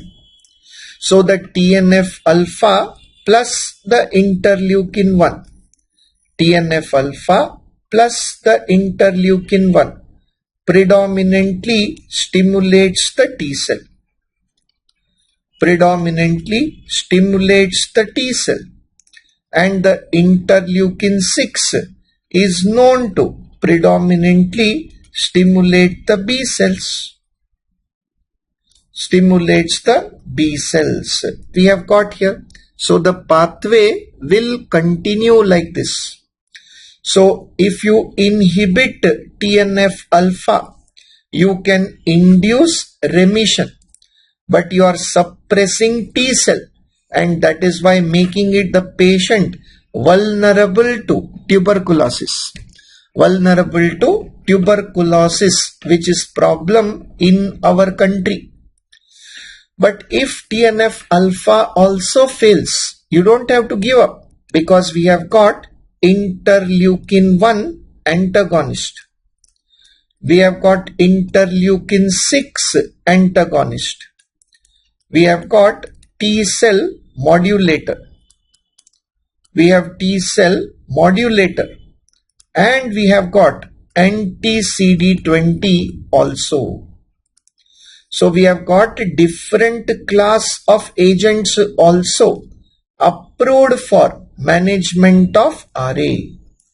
Different classes of agent approved for management of RA. Fill in the columns. Chalo, एक एक करके fill in the column. Interleukin 1 antagonist. The name is anakinra. Interleukin 6 antagonist. We have got tocilizumab. We have got sarilumab. T cell modulator we have got abatacept. And anti-CD20 we studied with SLE is the rituximab. Anti-CD20 we studied with SLE is the rituximab. And ये सब green color क्यों है? Because they are all biological. They are all biologicals, monoclonal antibody. But if the patient does not respond, then the T cell plus the B cell, T cell plus the B cell stimulates the JAK. Stimulates the JAK. JAK are Janus associated kinases. Janus associated kinases, which are intracellular signaling pathways. They are the intracellular signaling pathways mediating the final inflammatory response. Final inflammatory response at the cellular level. So in short, what are they? Immune messengers. They are the immune messengers leading to the final inflammatory response. And what we have now? The oral JAK inhibitors. The JAK inhibitors are the oral tofacitinib, and the baricitinib are approved for management of RA. So these are our immunologicals. In the management of RA.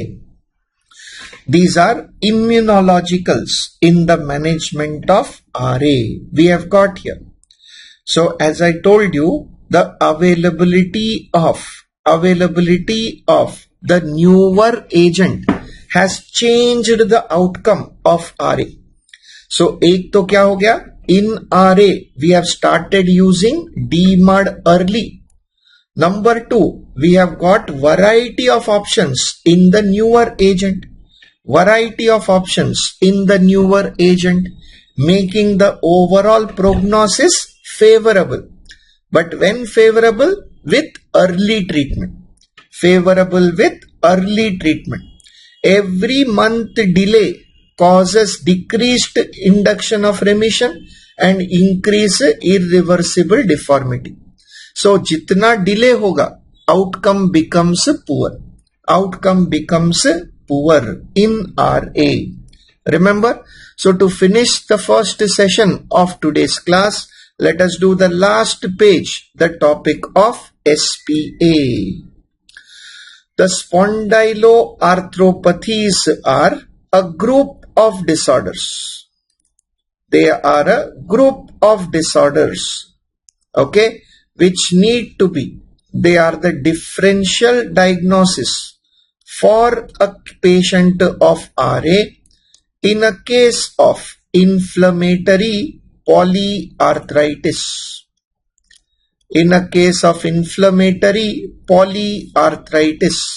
We call them as SPA. Recall the table for me. So when patient came with inflammatory polyarthritis, we thought of gout versus pseudogout. In polyarthritis, most common cause is RA. But second cause is the SPA. SPA had 4 conditions: angstpon, psoriatic, IBD and reactive. That we will say. But first of all, why they are put in a group together? Because they have certain common features. SPA are also known as seronegative arthropathies. The common feature, why they are grouped together?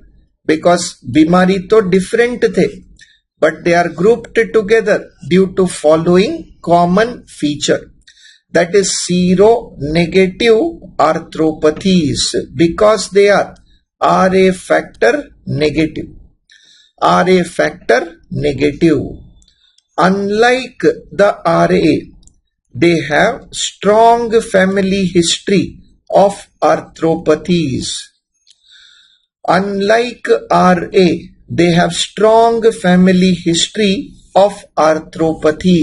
Because they are associated with HLA B27 positive, which has got almost 100% penetrance. HLA B27 positive, which has almost 100% penetrance. Number 3, the patient has got axial involvement. The spine involvement in RA was rare, but here it is relatively common. Compared to RA, spine involvement is common in SPA. We are only comparing. Number 4, we have got the primary site of joint involvement in RA was synovitis, but in SPA it is enthesitis. enthesis is the junction between the tendon and the bone. The junction between the tendon and the bone is the enthesis. Junction between the tendon and the bone is the enthesis. Number 5, the predominant feature. The predominant feature is extra-articular. The predominant feature is extra-articular, which can precedes the arthritis in majority. Which precedes the arthritis in the majority. Precedes the arthritis. We have written. They come before the arthritis in majority.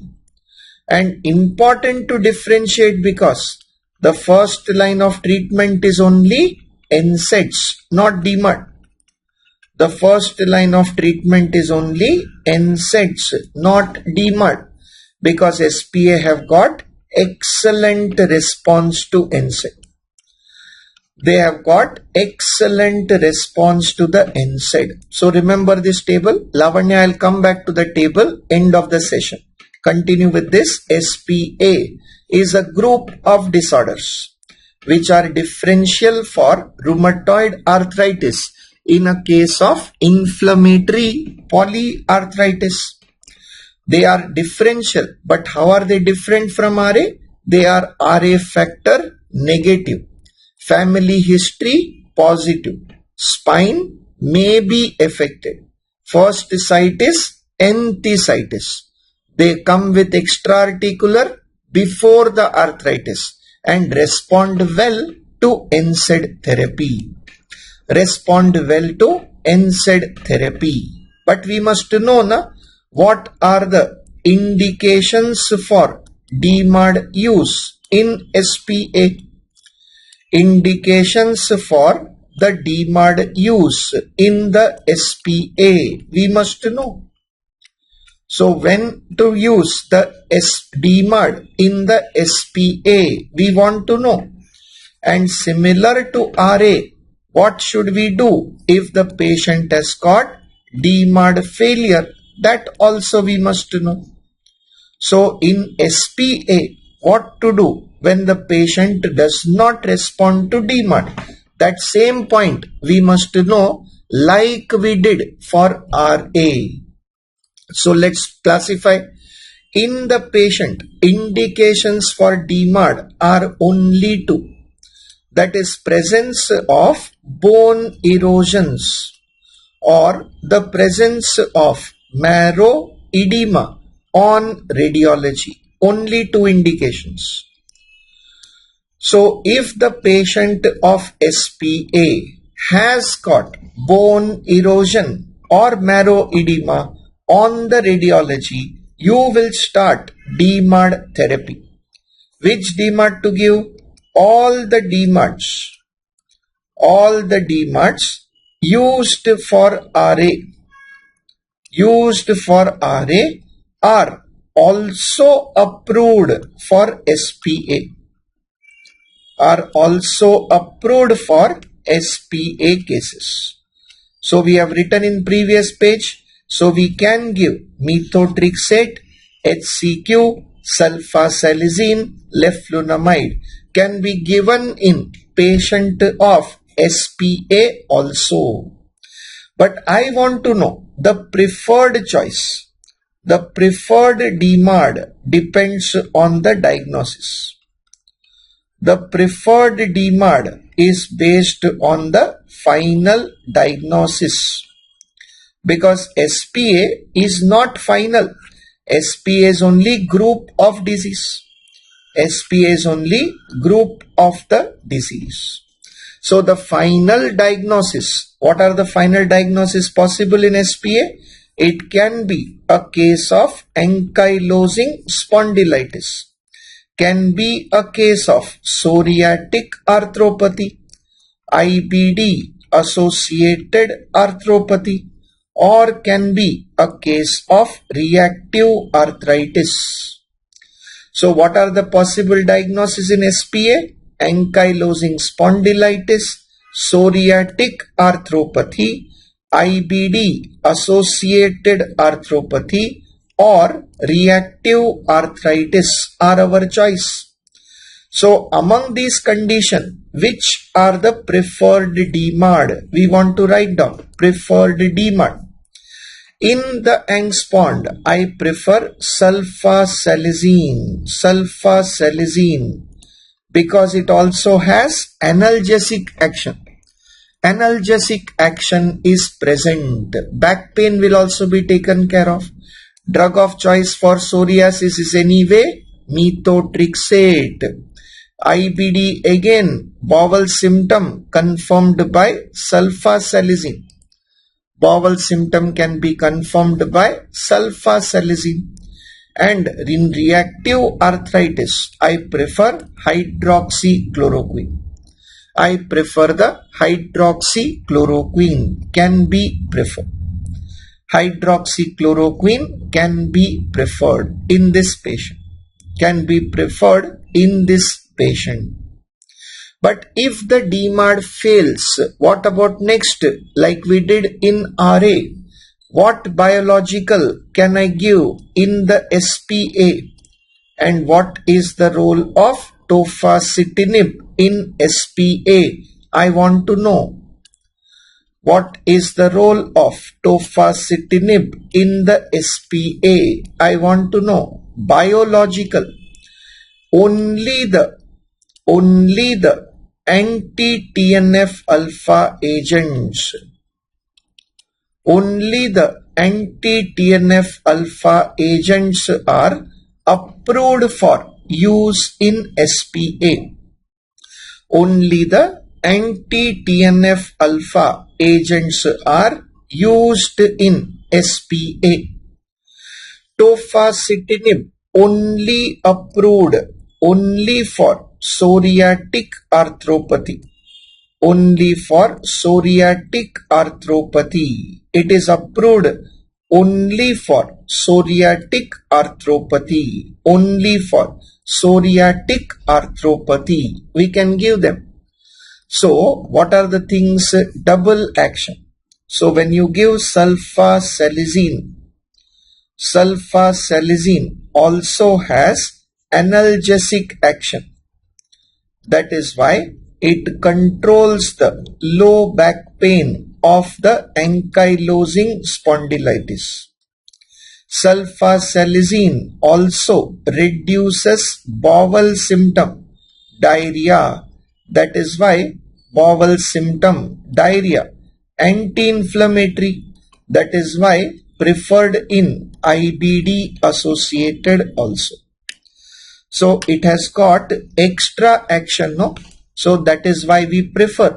Similarly, HCQ, chloroquine, has got additional antipyretic action also.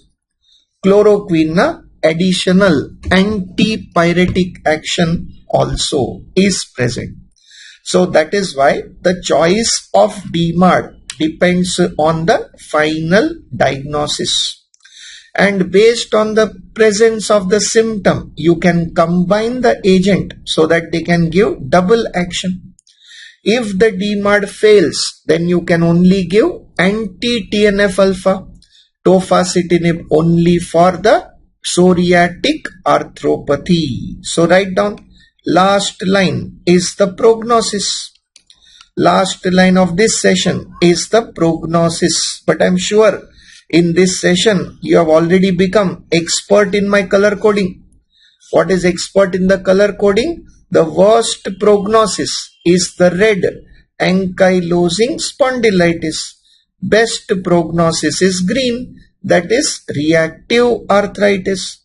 The most common SPA is reactive. Least common SPA is angspond. So overall prognosis remains favorable. Overall prognosis of SPA remains favorable. Overall prognosis remains favorable. So nothing to worry. So compared to the RA, the prognosis of SPA is better because in our country most are reactive after infection. Chikungunya, after typhoid fever, they get body pain, but all of them respond very well to NSAID. If at all we give 6 months of HCQ, and that is all. And that is all till the relief of symptom, till relief of symptom. Instead, you can give whatever you want to. You can give indomethacin in government hospital because it is available free. In private, I would prefer aceclofenac because it is twice a day dosing and very potent anti-inflammatory drug. So that is the choice based on where you live, how much patient can afford, and how much you know about the drugs. That will keep changing. There is no one single best answer here, right? So इसको ध्यान से देखिए. The SPA are not one but a group of disorder. They are not one but a group of disorders which mimic RA, inflammatory arthritis. So you can do the treatment protocol accordingly, right? So with this topic we completed the section of arthritis syndrome. We studied rheumatoid arthritis, new agent, SPA, treatment protocol, and the crystal induced arthropathy. Crystal induced arthropathy complete कर लिया. So we have got last session coming up. Vasculitis syndrome will be last session of our rheumatology fellowship in rheumatology we want to do. So till that time we will go for a small break. So we'll take a break till 7:35 7:40. ठीक है. So 9:45 we will finish. 9:45 we will finish. So we want to study vasculitis syndrome and fibromyalgia. Two topics remaining. Vasculitis syndrome and the fibromyalgia we want to discuss. So now you tell me any doubts, any slide is left in this session. I will show you, others can take a break. So whatever is left, let me show. Any doubts you can solve, others can start and take the break. Right. So we'll do one for the point of biologicals. Let me show you.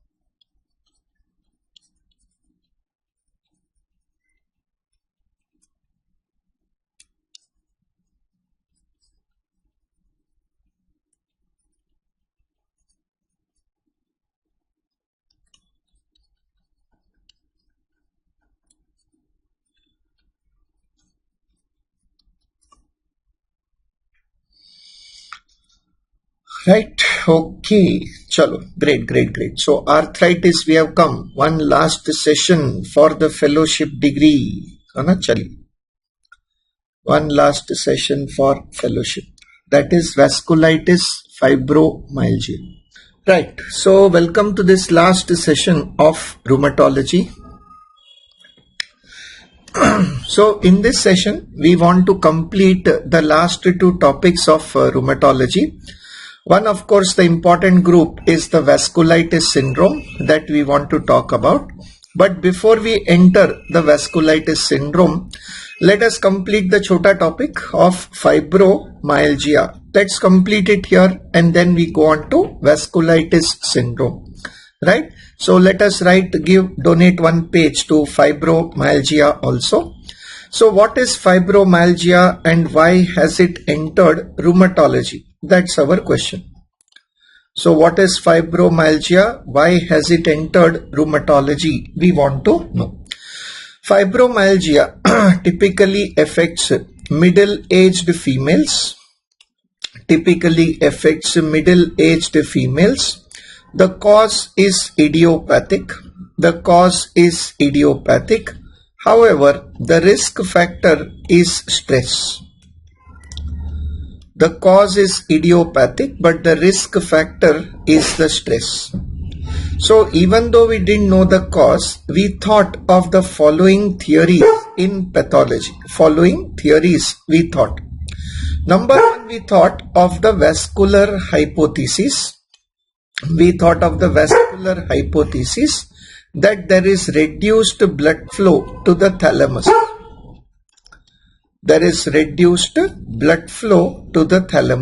We saw. So thalamus being our sensory relay station. What happens if the thalamus does not get blood? If the thalamus does not get blood, there is a pain processing defect. It can lead to pain processing defect. So we initially said that fibromyalgia was old name. So this sensory relay station can lead to a pain processing defect. You don't have to write it because I'm going to write it again. Causes a pain processing defect, and it was previously called as a pain sensitivity syndrome.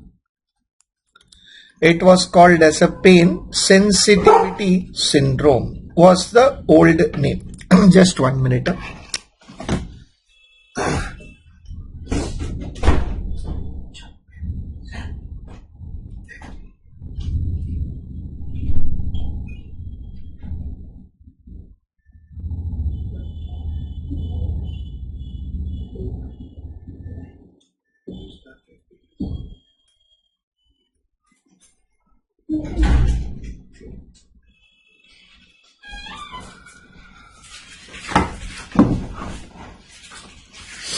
So this was the old name that was given to fibromyalgia.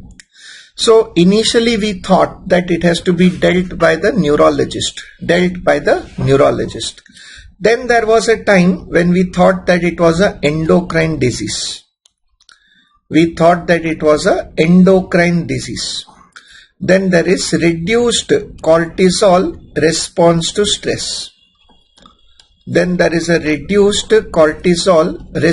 to stress.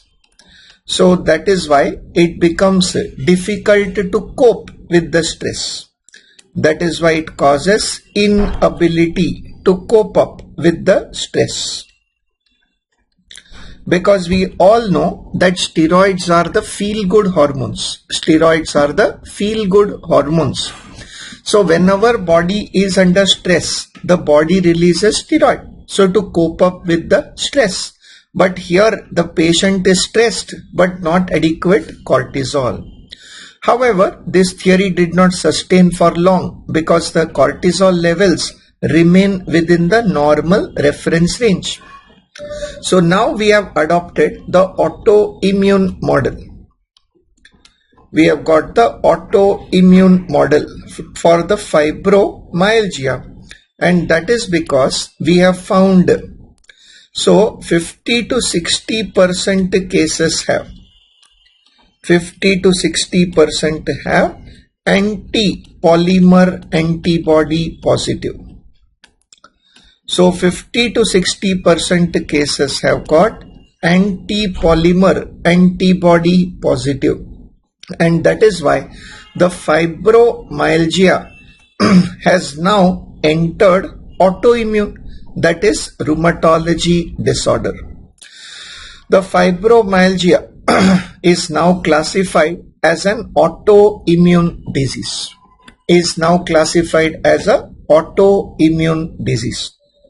So when to suspect fibromyalgia?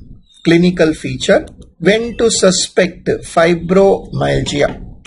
You suspect fibromyalgia when the patient comes with a triad of symptoms. What are the triad of fibromyalgia? One is the pain processing defect. The triad of symptom when the patient comes with a pain processing defect.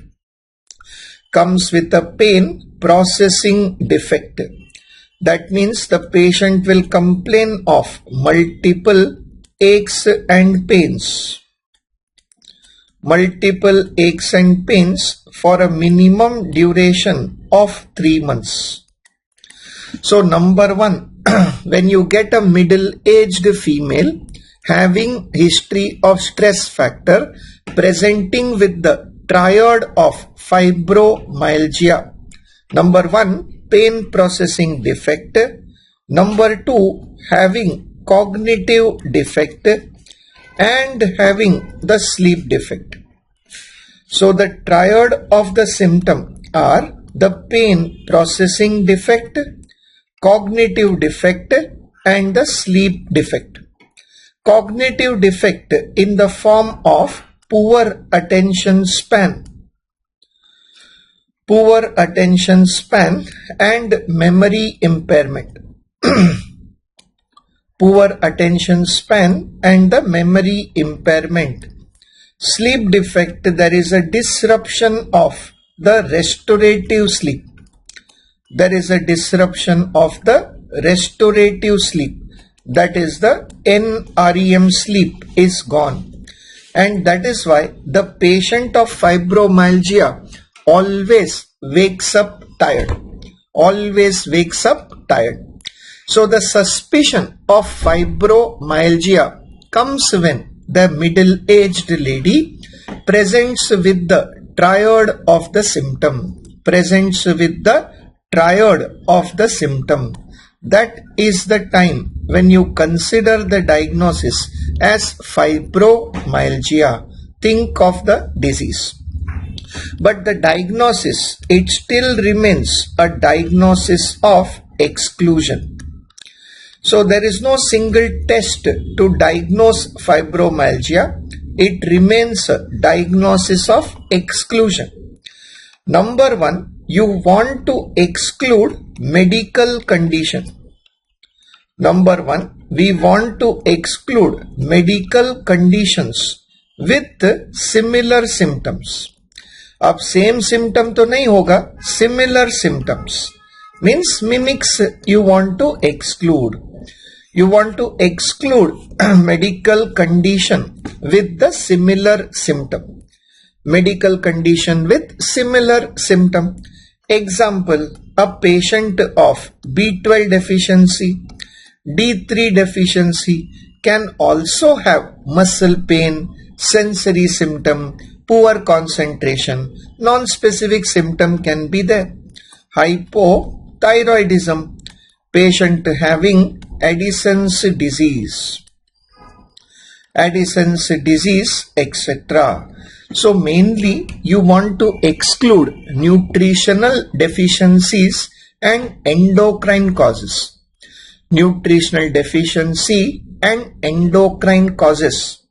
Number two, you can perform anti-polymer antibody test. Anti-polymer testing, please remember, is only supportive, not conclusive, because there are patients where the antibody is present even without a symptom. So it is not 100% that it is present, but present can be supportive of the diagnosis. But number three, the big problem is these symptoms can also look psychological, look like depression. So that is where the 18-point pain test comes into play. The 18-point pain testing comes into play. In the 18-point pain testing, what you do is actually apply pressure, not pain, apply pressure using the thumb pad. You apply the pressure using the thumb pad, not pain. But if the patient has more than 11 tender points, if the patient has got more than 11 tender points present, that indicates a pain processing defect. So then it is not a psychological pain. It is not a psychological pain, but it is an actual pain processing defect. So this can be an important test to differentiate from psychological, that is perceived pain. Because when a depressed patient comes, depressed patient also says that I am feeling body pain, headache is there. But when you apply pressure, they say, no, this is fine, doctor. Because they see that you are applying only with soft portion. So psychologically, the patient is not going to feel pain when you apply pressure. But fibromyalgia patient experiences pain. That is important for diagnosis. The treatment, the mainstay of treatment is empathetic counseling. Is the empathetic counseling is very, very important, along with the pregabalin. The pregabalin or the gabapentin for palliative relief of the pain. For the palliative relief of the pain you want to give. So the treatment should involve the empathetic counseling and the neuralgic pain stabilizer. And why? To prevent the dreaded complications. To prevent the complications of the disease. What are the complications? Number one complication is progression to depression. So patient of fibromyalgia feels depressed. The patient of fibromyalgia feels depressed because if you do not give them a proper diagnosis, they start believing that there is nothing. They start believing that there is nothing, and that causes depression. Number two, because the pain is real, they can get addicted to analgesic abuse over the counter. They continue taking over-the-counter analgesic. In Western country, there is also a risk of opioid dependence. So these need to be avoided. These need to be avoided. So these need to be avoided, which can be there. So please remember, early treatment can give favorable outcome. Early treatment can give favorable outcome, can be given to the patient. But awareness is the key. Awareness is the key. With empathetic counseling, you can offer improvement in their quality of life, even though there is no permanent cure. Even though there is no permanent cure. Anna, check online for the figure.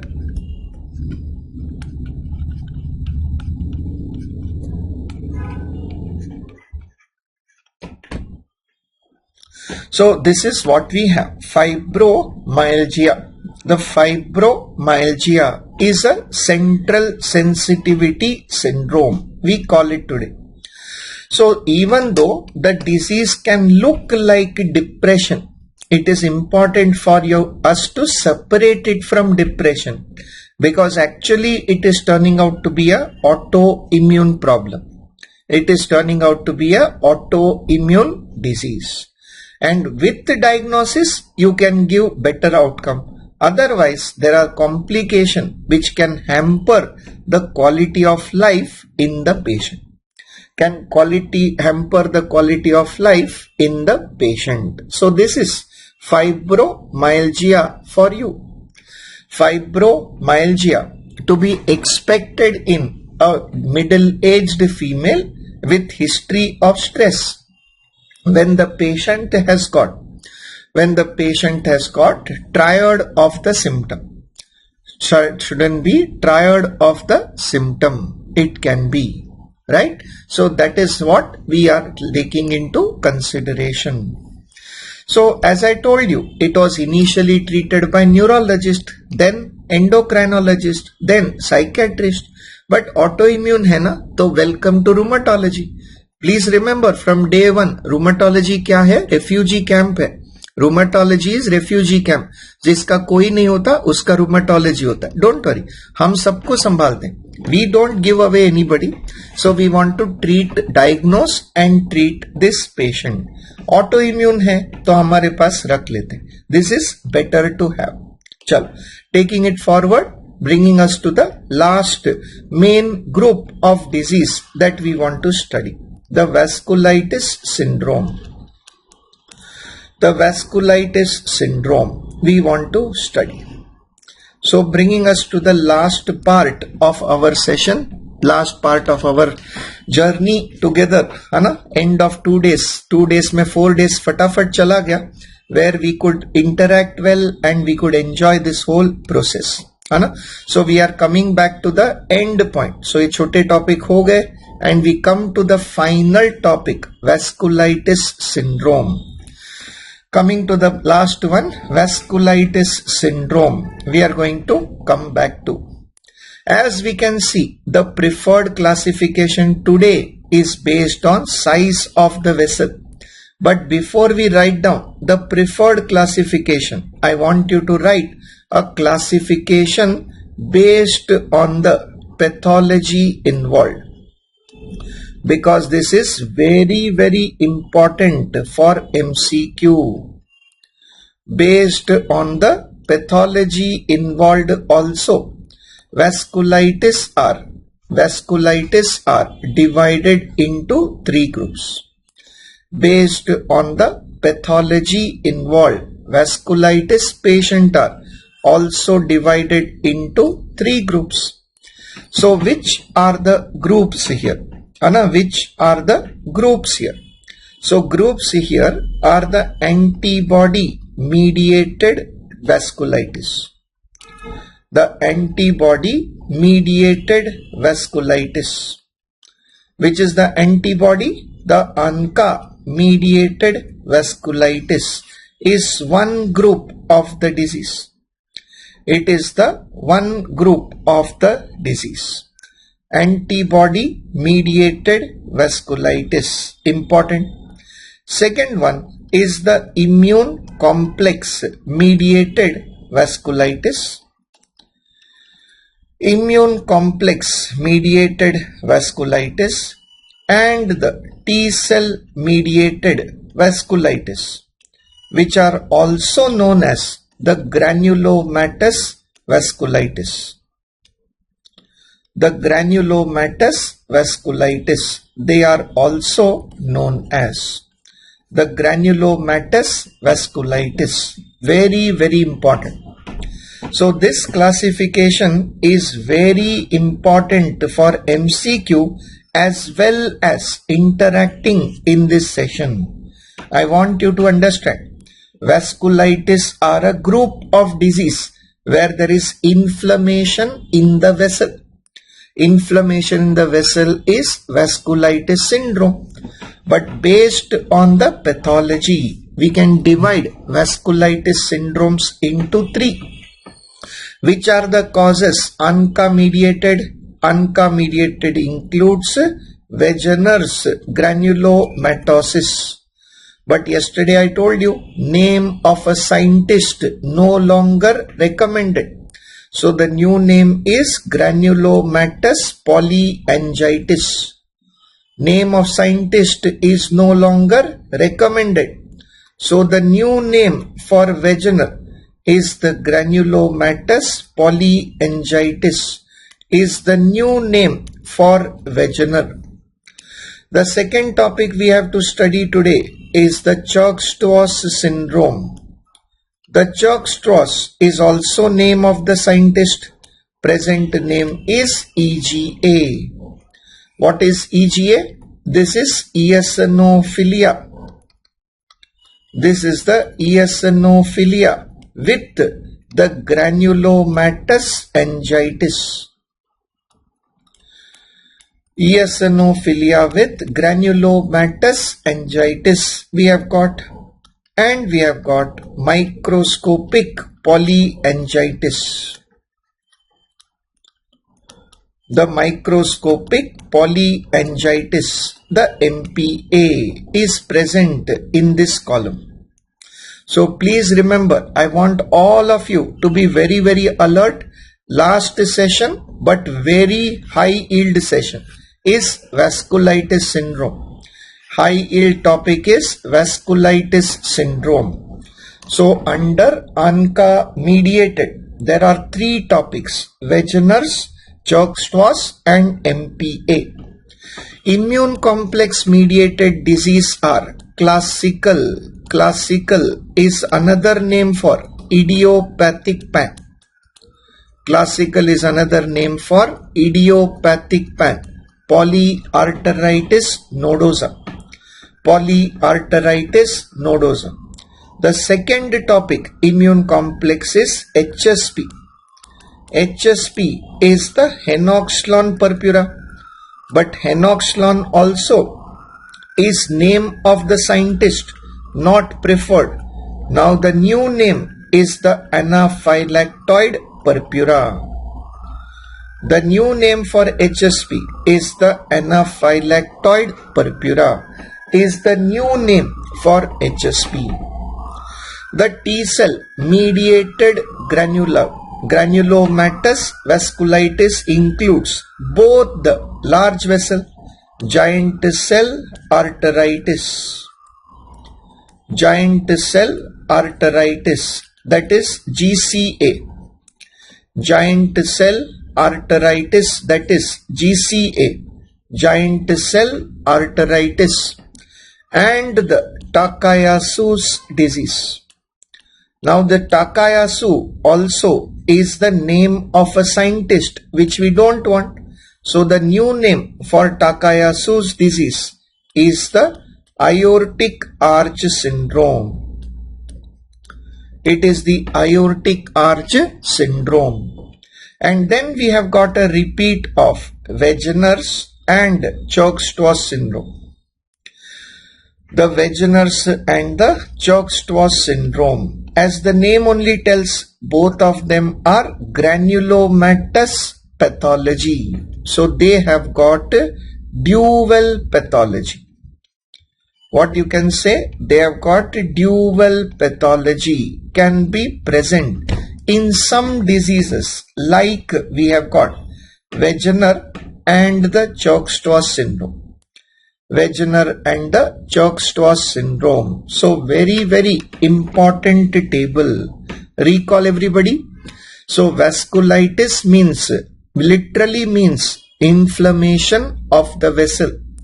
But based on the pathology involved, we have got it into three groups: ANCA mediated, immune complex mediated, and the T cell mediated, along with their old and new names. That is important. Old and new names, important to us.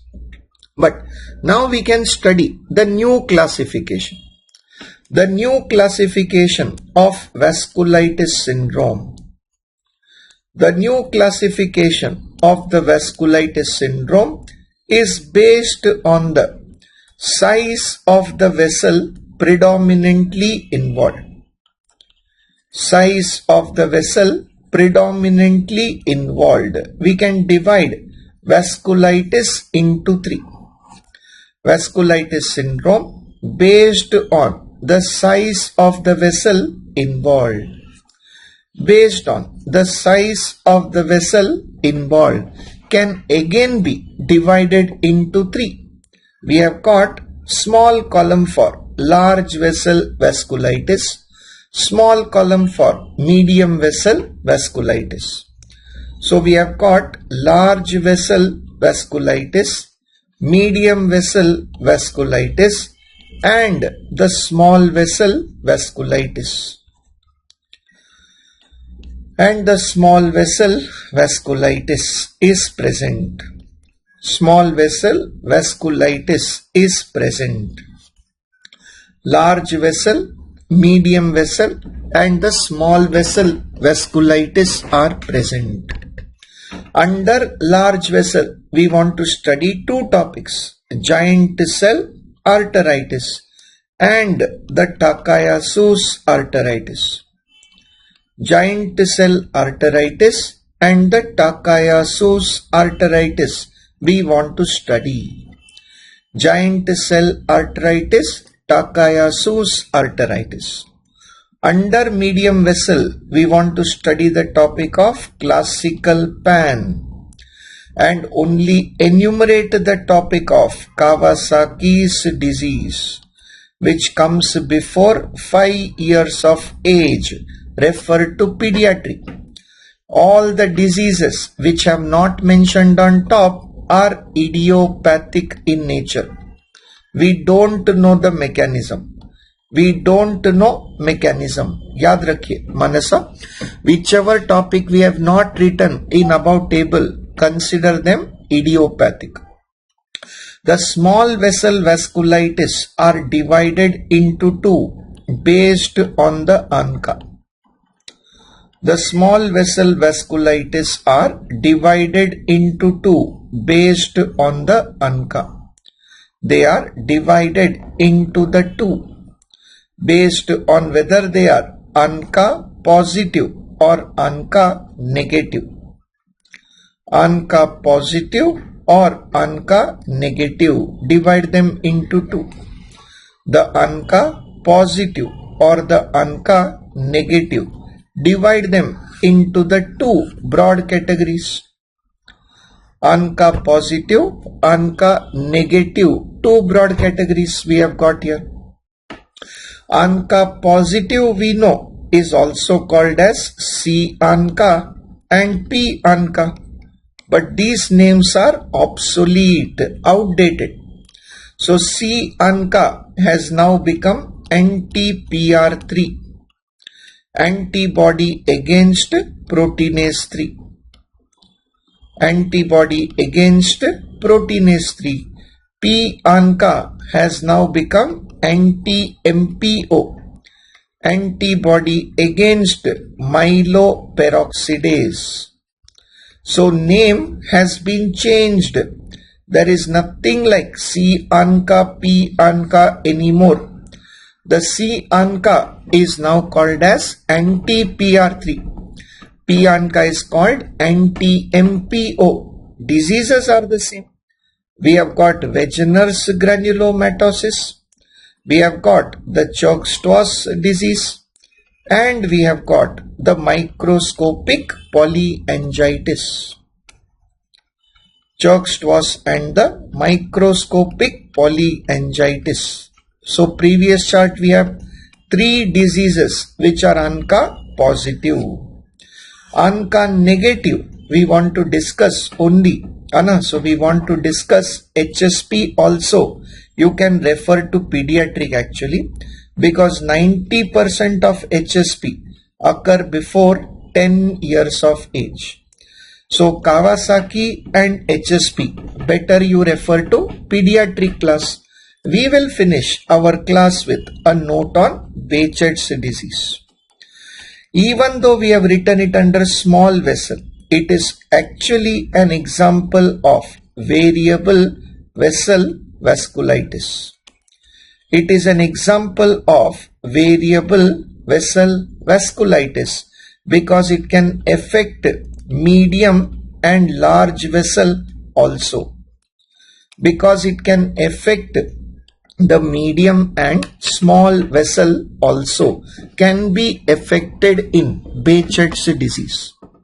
Can be affected in Behçet's disease. So you can see every session has to start with a clinical orientation. It has to start with a classification, and then you have to just do individual disorder in a structured proforma. That's how the medicine has to be learned. So I hope that over the last 4 days, not only have you learnt about nephrology and rheumatology, I hope you have also learnt about the various techniques how to study medicine, so that it is sound in theory also and practically relevant also. That we have got. So I want to add that make sure that you plan each session also. Okay, so first 10 minutes, what you do, plan each session also when you sit to study. So understand the topics, what are there in the session. So once you plan that, what will happen? You are able to concentrate better, because you can see the end, no? You can concentrate better. You can recall better. That is the very, very important part of structured learning. So along with integrated approach, structured approach, what have we adopted? A planned approach. Don't ever do random study. Random study rarely pays any reward. It does not give any benefit. So please remember, always when you study, you must follow integrated approach, integrated, structured and planned. Structured and planned. So this is how we want to achieve our success. So smart study कुछ अलग नहीं है, कुछ magical नहीं है. It is about the majority of us. See, majority of us is all average student. हम लोग कोई हाई लेवल तो नहीं है. आइंस्टाइन तो बिल्कुल पैदा नहीं हुए, है ना. So what we must know is how to study medicine.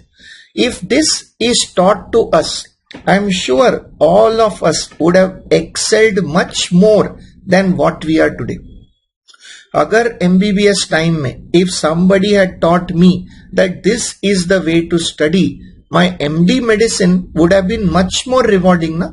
Because I would have spent time more in learning other things, maybe advancing my knowledge, advancing my treatment protocols. But koi baat nahi, at least I hope that I have given you a little head start in life, that out of majority of you, out of so many of you, I am sure that few of you will choose medicine and will follow these footsteps. And I really hope that all the very best for all of you, and keep in touch. Okay.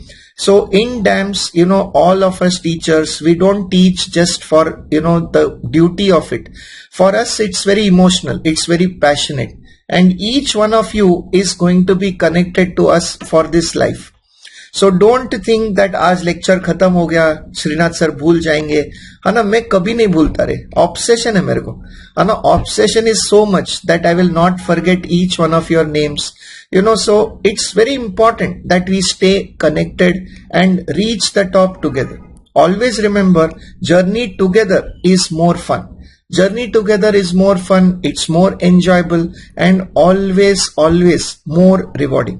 है ना. So just साथ में बने रहेंगे and we are going to achieve success in the upcoming exam. Right. So starting with this last session, you know the protocol, how we do. Once we have made the plan, we want to do 1 page each for the topic. So you can literally count कि ये session में कितने pages बचे. So 1 for GCA, 2 Takayasu, 3 for Church-Strass, PAN, 4, 5 and 6 pages. So 6 pages remain. Only 6 pages remain for today's session and for rheumatology. एक अपने को पढ़ते जाना. So total notes you have seen over 4 days. You have not made more than 50 pages. but every single information required is there in those notes, right? Chalo, let's take it forward one by one, starting with GCA. Starting with the GCA, we want to begin, right? Yes. So giant cell arteritis. We want to study each of the remaining topic like a clinical vignette. Read each of the topic like a clinical vignette. So giant cell arteritis is suspected in a postmenopausal female.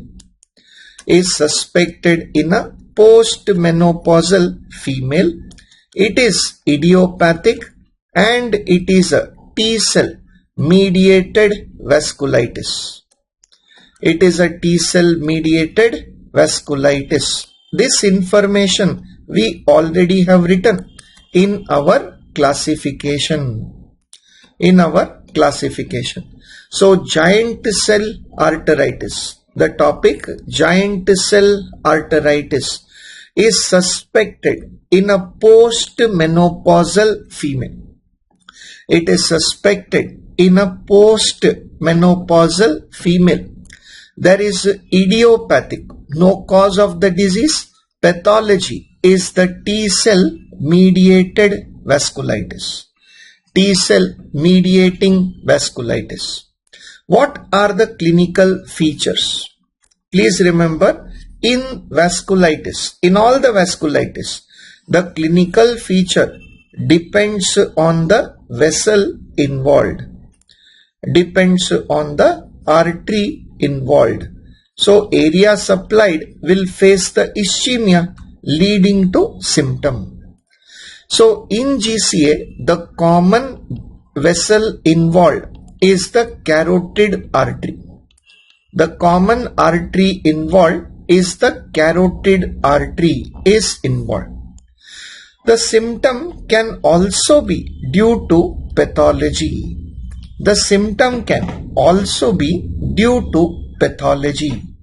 What is this pathology related symptom? Now, in a patient of GCA, pathology to autoimmune hai. So patient is going to come with fever, patient can have myalgia, patient can have the anorexia and the weight loss. ये तो common था. We wrote it in the first session of rheumatology. So we said that when to suspect rheumatology, when the patient presents with rheumatology, when the patient comes with the fever and constitutional symptom, you think of rheumatology. But when after excluding infection and cancer. So what it is said that if the symptoms are more than 3 months duration, if these symptoms are more than 3 months duration, then what happens? Infection and malignancy, neoplasm become unlikely, because without treatment they will deteriorate. They can kill the patient also. So when these symptoms, that is fever and constitutional symptom, last for more than 3 months, infection and neoplasm become unlikely, because in 3 months without treatment it is likely to kill the patient. So statistically it is most commonly autoimmune disease, that is rheumatic disease. Autoimmune disease, that means rheumatic disease, we can say. So symptoms more than 3 months are going to make the infection and the neoplasm unlikely, and statistically most common cause of the symptom will be autoimmune disease, that is rheumatic disease. So the symptoms that we have written in the autoimmune disease, so fever, myalgia, anorexia, weight loss, if it is there for more than 3 months duration, more than 3 months, this duration is important, then it is called as the polymyalgia rheumatica. It is called as the polymyalgia rheumatica is the symptom complex. So when you get a set of these symptoms, you call them as polymyalgia rheumatica. This polymyalgia rheumatica is non-specific symptom of inflammation in the body. Relatively non-specific. It can occur in all autoimmune disease. This symptom can occur in all the autoimmune disease. But why are we reading it here then? Because the most common cause of the symptom is GCA. So we can see that 70% of GCA cases, 70% of GCA cases have PMR, polymyalgia rheumatica. 70% of GCA cases will have polymyalgia rheumatica, and that is why it is an important clue to the diagnosis. So polymyalgia rheumatica बीमारी नहीं है, ये collection of symptom है, which is only telling you कि बीमारी rheumatological है, autoimmune है. But can it occur in SLE? Yes. Can it occur in RA? Yes. But the most common cause is the giant cell arteritis. And 70% of GCA can have polymyalgia rheumatica. That is why discussing it here. That is why discussing it here. But this is relatively non-specific. We have to match it with along the symptom due to artery affected. Along the symptoms of artery affected. Among the carotid artery, more commonly affected are the external carotid branches. More commonly affected are the external carotid branches. And rarely involvement is the internal carotid branches. The internal carotid branches are rarely affected in the disease. So among the branches of carotid artery, more commonly affected are branches of external carotid artery. Among the branches of external carotid artery, most common is superficial temporal artery. Most common is the superficial temporal artery is affected, and that is why the most common symptom is the throbbing headache. The most common symptom is the throbbing headache. Most common symptom is the throbbing headache, which typically worsens on supine position. Reason is unknown. Which typically worsens on supine position. Reason is unknown. So try to remember, in an elderly female, postmenopausal female comes with throbbing headache and PMR, comes with throbbing headache and PMR, you must suspect GCA. You must suspect GCA. What are the other symptoms? They can also present with diplopia. Diplopia due to extraocular muscle weakness. They can come with diplopia due to extraocular muscle weakness. They can come with jaw claudication pain. The jaw claudication pain. They can present with paresthesia over the face. They can present with the paresthesia over the face, which is in the fifth cranial nerve distribution. Fifth cranial nerve is the trigeminal nerve distribution, because the sensory root of the trigeminal nerve is supplied by branches of external carotid artery. So ये सब symptom are matching with the anatomy of carotid artery. They are matching with the anatomy of the carotid artery. So what are branches of external carotid artery? First branch is the superficial temporal.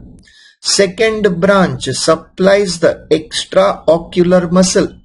Third branch supplies the muscles of the jaw. Fourth branch supplies the sensory root of the fifth cranial nerve. And that is why the patient can come with headache, diplopia, jaw claudication and sensory symptom, paresthesia over the face. In the fifth cranial nerve distribution, they can present with. But these symptoms are not worrisome. Rarely, internal carotid can be affected. The anatomy, first branch of internal carotid artery is the ophthalmic artery. First branch of internal carotid is the ophthalmic artery, which is an example of end artery. End artery means artery with no collateral, no backup. It is an example of end artery, means an artery with no collaterals will be seen. But among the branches of ophthalmic artery, most commonly affected are the posterior ciliary artery. The posterior ciliary artery is most commonly affected. The posterior ciliary artery is most commonly affected, causing AION, that is anterior ischemic optic neuropathy. Anterior ischemic optic neuropathy can occur, which is responsible for permanent blindness. Which is the important dreaded complication of the disease. The dreaded feature of the disease. Understand, every line is an MCQ. So giant cell arteritis is suspected in a postmenopausal female who presents with throbbing headache and polymyalgia rheumatica. But rather than headache, my worry is the development of blindness. Which occurs due to AION, due to involvement of posterior ciliary artery, which is a branch of ophthalmic artery. That is what I want to prevent. So for early diagnosis, what screening test can I do? For early diagnosis, screening test is to go for ESR. ESR more than 60 is considered significant. ESR more than 60 is considered significant.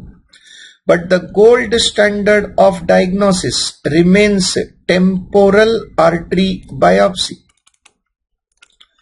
Gold standard remains temporal artery biopsy. But the word biopsy in India is usually associated with malignancy. So some patient refuse biopsy.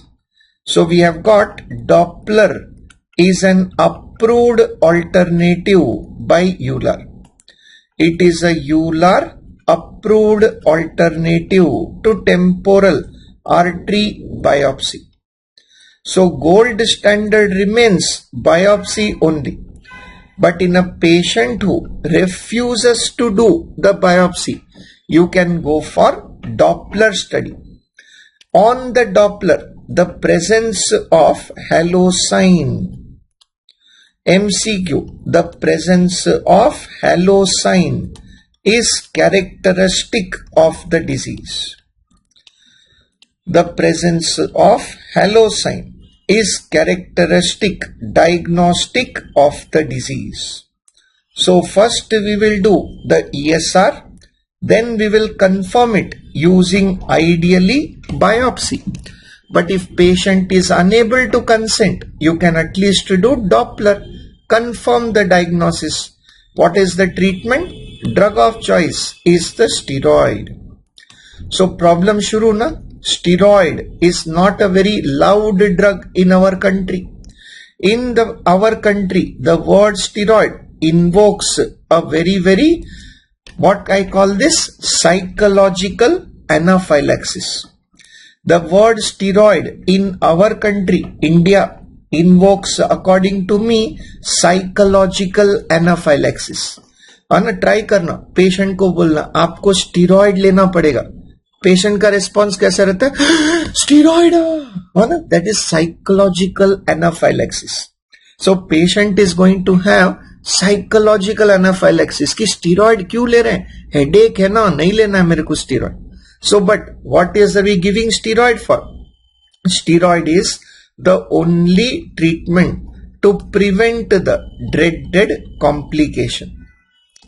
It is the only treatment to prevent the dreaded complications. Please remember, it is not for the headache. It is not for the headache. It is to prevent the complication. Which are they? Number one, blindness.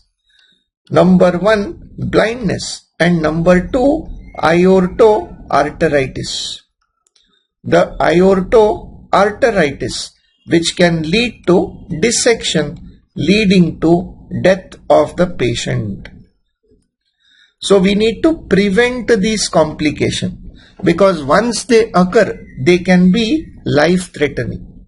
So what you can close it with? That early treatment is associated with good prognosis. Early treatment is associated with the good prognosis. All is well. Early treatment associated with good prognosis. Nothing to worry. So now, today all of you know as rheumatologist that GCA is an important disease and we should not miss. So when any elderly female comes with throbbing headache and polymyalgia rheumatica, ask for ESR. ESR is high.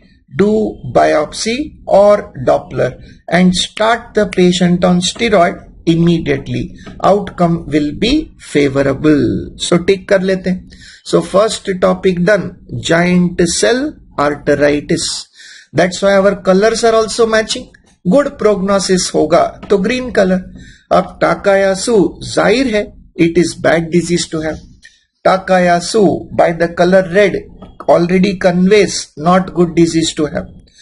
So what about Takayasu's disease that we must know? Chalo, let us fatafat run through this. Takayasu's arteritis is a disease of young age female. Contrary to the GCA, it is a disease of young age female.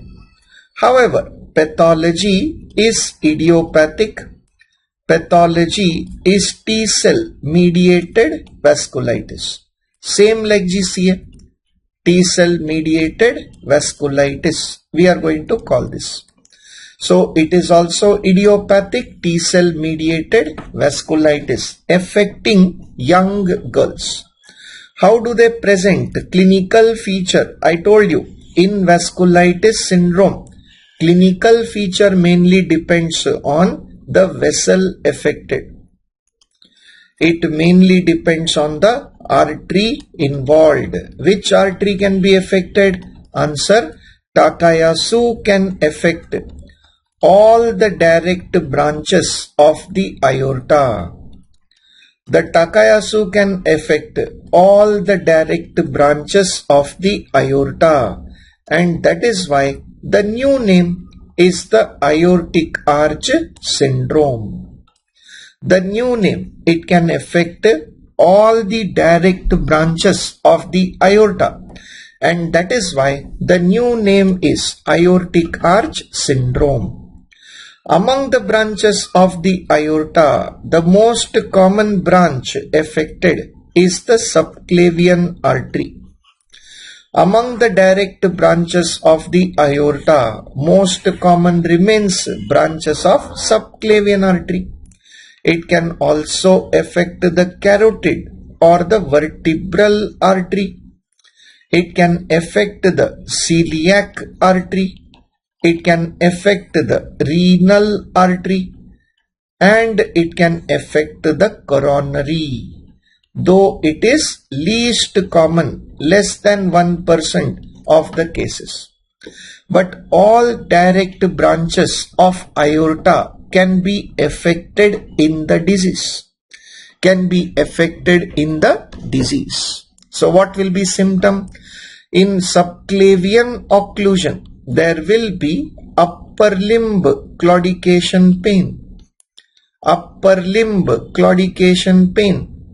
On examination, you will initially find unequal, and in late stages, you can get absent upper limb pulsation.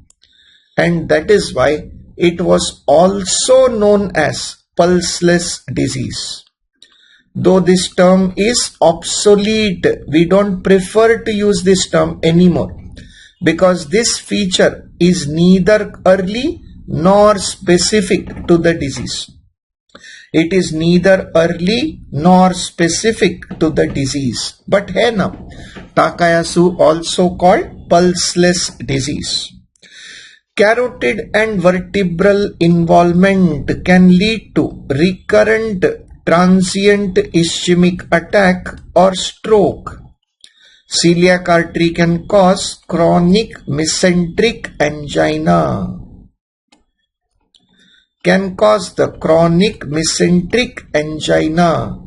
Renal artery stenosis can cause renovascular hypertension. Coronary involvement can cause myocardial infarction. So when to suspect the Takayasu's disease? Answer comes from the age of the patient. Young female, when she comes with stroke in the young, hypertension in the young, myocardial infarction in the young, think of Takayasu's disease. So upper limb symptom may appear non-specific and may be ignored by the patient.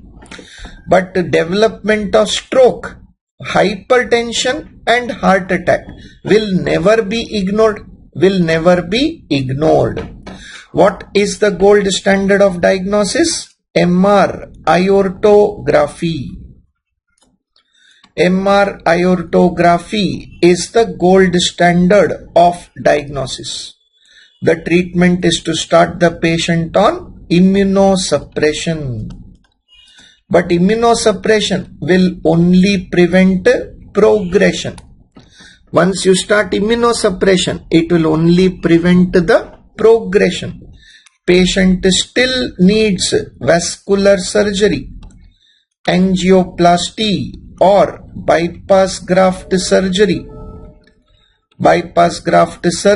for pre-existing lesions, for the pre-existing stenosis, making the cost of treatment high, complication high, prognosis becomes poor, hence associated with a poor prognosis. Simple disease. So each point we have to learn to target कि keywords क्या है, pick up करो. So young girl comes with the upper limb claudication or recurrent stroke, hypertension, abdominal pain, myocardial infarction. Think of Takayasu. immediately go for MR aortography and start on steroid. But steroid can only slow the progression. Whatever stenosis is already done will require vascular surgery, which is expensive and complicated and making the prognosis poor. Bringing us to the third vasculitis, the PAN. Every single line of PAN is an MCQ. We want to learn the classical PAN. So classical PAN is the same as idiopathic causes of PAN. The idiopathic PAN we are going to study as classical PAN.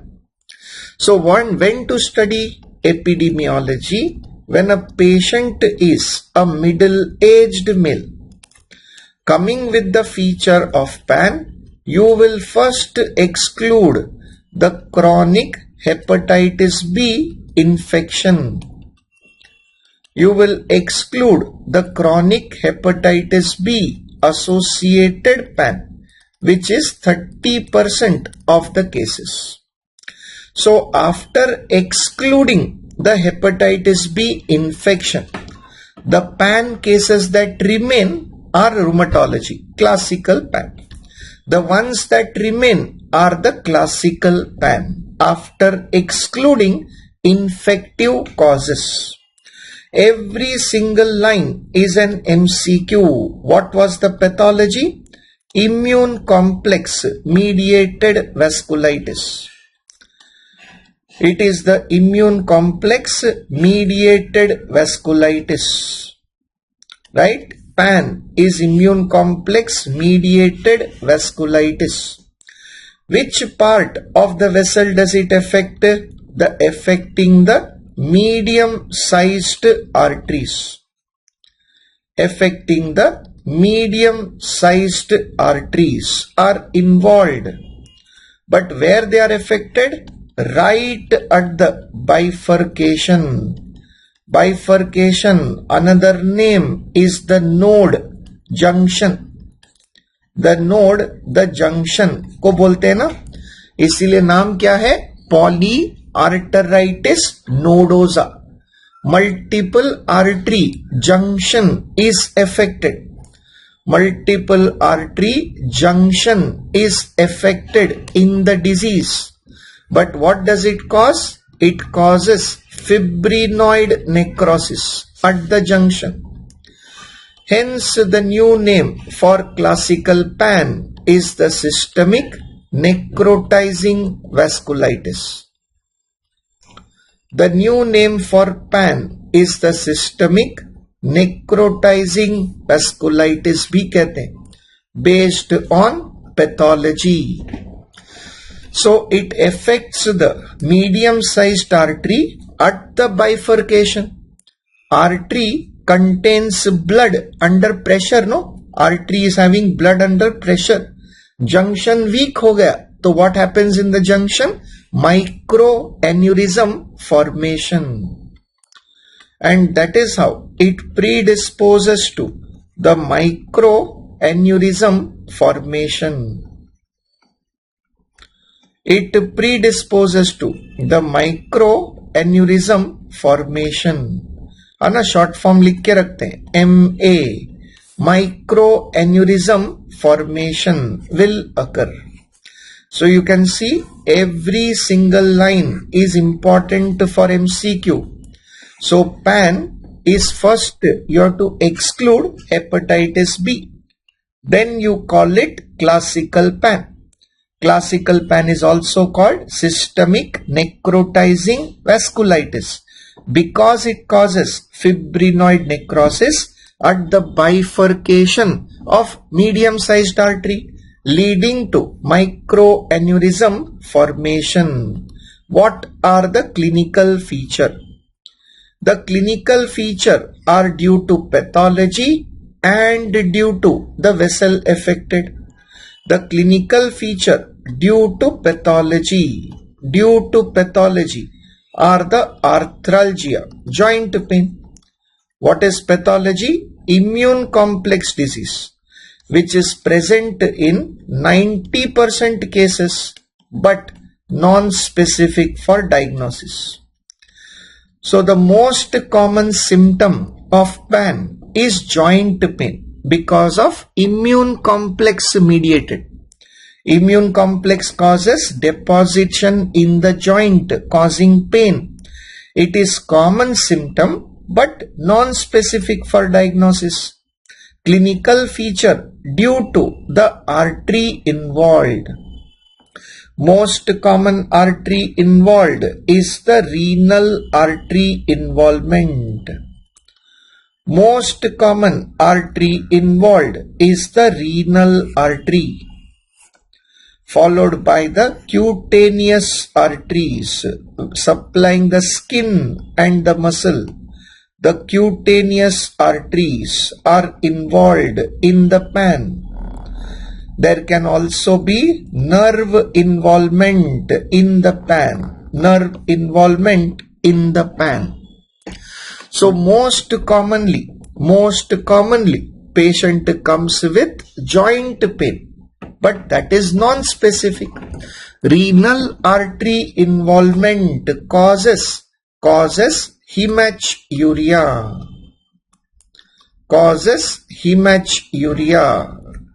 But why this hematuria? It causes hematuria due to microaneurysm rupture. Due to the microaneurysm rupture, लिखा हमने short form, microaneurysm rupture. It can affect the cutaneous arteries leading to Raynaud's phenomena and digital gangrene. Raynaud's phenomena and the digital gangrene can occur. Patient can present with mononeuritis multiplex. Yesterday we have written mononeuritis multiplex. Most common autoimmune cause is the PAN. Most common autoimmune disease causing the mononeuritis multiplex is the PAN. So most common cause of mononeuritis multiplex among the autoimmune disease is polyarteritis nodosa.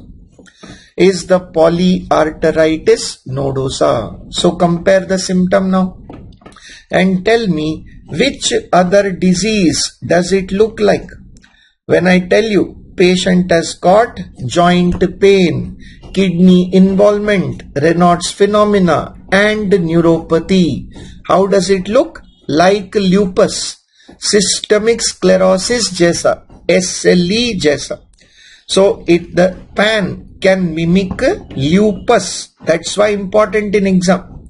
It can look like lupus. But what is the difference? It is the only autoimmune disease.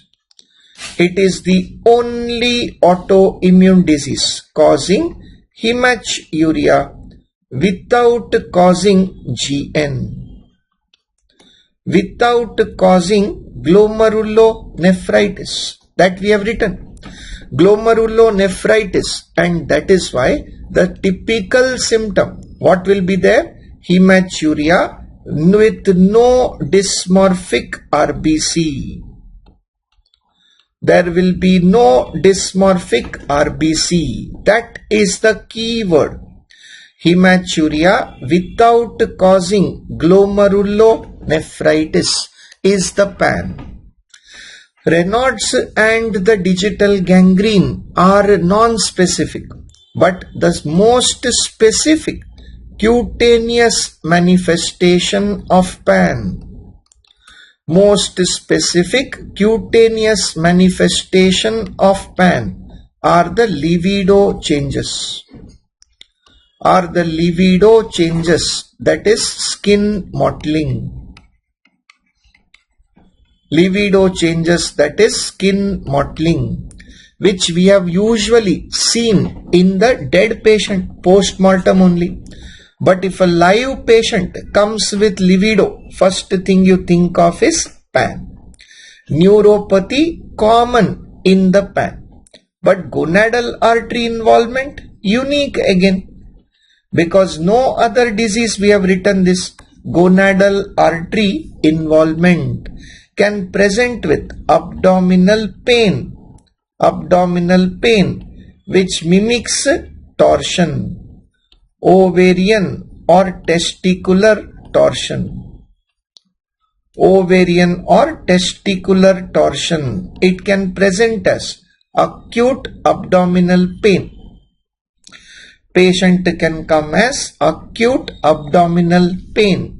So it can look like lupus, but the pulmonary artery is spared, never affected. The pulmonary artery is spared. The pulmonary artery is spared. Pulmonary artery is the spared. Pulmonary artery is spared. So should I say lung involvement? The lung involvement is absent? No, rare. Why? If it is pulmonary is not affected, how can lung be affected? Lung has got dual blood supply. Lung has got dual blood supply. 1 to 2% can have bronchial artery involvement, leading to hemoptysis. So it is rare but possible. It is rare but possible. To aid you with the diagnosis, patient will be both ANA and ANCA negative. PAN has to be both ANA and ANCA negative. This helps differentiate from other lupus disorder and our next topic, MPA, microscopic polyangiitis. So what is important? All the red features are specific for PAN. Green are spared in PAN. Helps you in differentiating lupus and microscopic polyangiitis. Renal angio showing microaneurysm at the bifurcation is the gold standard of diagnosis. Renal angiography showing microaneurysm at the bifurcation. Microaneurysm at the bifurcation is the gold standard. Treatment is to start on immunosuppression associated with favorable prognosis. This is classical PAN for you. This is the topic of classical PAN for you. Very important. Classical PAN is very, very important. Classical PAN. So classical PAN, now also called as systemic necrotizing vasculitis, typically affects middle-aged males presenting with joint pain, hematuria, neuropathy and skin involvement. Neuropathy and the skin involvement, but they can look like lupus group of disease, but hematuria is due to microaneurysm rupture, है ना. सो microaneurysm Yudhishthir किधर होता है रे भाई? Microaneurysm ruptures into the pelvis, ruptures into the renal pelvis, matlab collecting system directly. So there is no dysmorphic hematuria.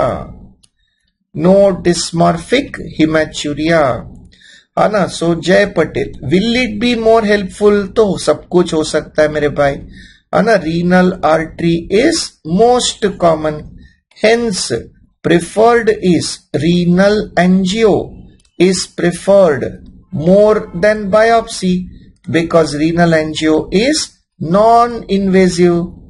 है ना. हो सकता है क्या? हो सकता है, बट अगर है तो क्यों करें, है ना. So we must try to look at these points. So the diagnosis once done, you start the patient on steroid and prognosis is favorable. This is classical pan for you. This is the classical pan for you. Simple है, page to page लिखते जाना. So what is the differential? MPA. The differential for pan is the MPA, microscopic polyangiitis. The microscopic polyangiitis was part of the pan only. It was part of the pan prior to 1999. So microscopic polyangiitis ऐसा बीमारी ही नहीं था. There was no disease only which was there before 1999. It was part of pan. Why it was part of pan? Because the MPA shares the epidemiology, etiology, the clinical feature, the treatment and the prognosis with the pan. It is going to share everything with the pan. So they look very, very similar. You can say. So pan and MPA are going to be very similar. They are going to be very similar in presentation. So pan पढ़ा मतलब MPA भी पढ़ लिया. What is epidemiology? 30 to 50 male dominant. What is etiology? Idiopathic. Treatment, immunosuppression. Prognosis, favorable. But what about clinical feature? Clinical feature में MPA also has got hematuria. MPA also has hematuria. MPA can also come with lung involvement. MPA can also come with the skin involvement. So it can be present similar in both. But what are the differences in MPA? How is it different from pan? Hematuria in MPA is due to glomerulonephritis. That is dysmorphic RBC is present. Lung involvement is more common because in pan pulmonary artery was spared. The skin involvement occurs in form of purpuric rash, not livedo pattern. Purpuric rash, not livedo pattern. So symptoms are same, but the mechanism is different because the pathology is a ANCA mediated. ANCA positive, small vessel vasculitis. It is a ANCA positive, small vessel vasculitis, we can say.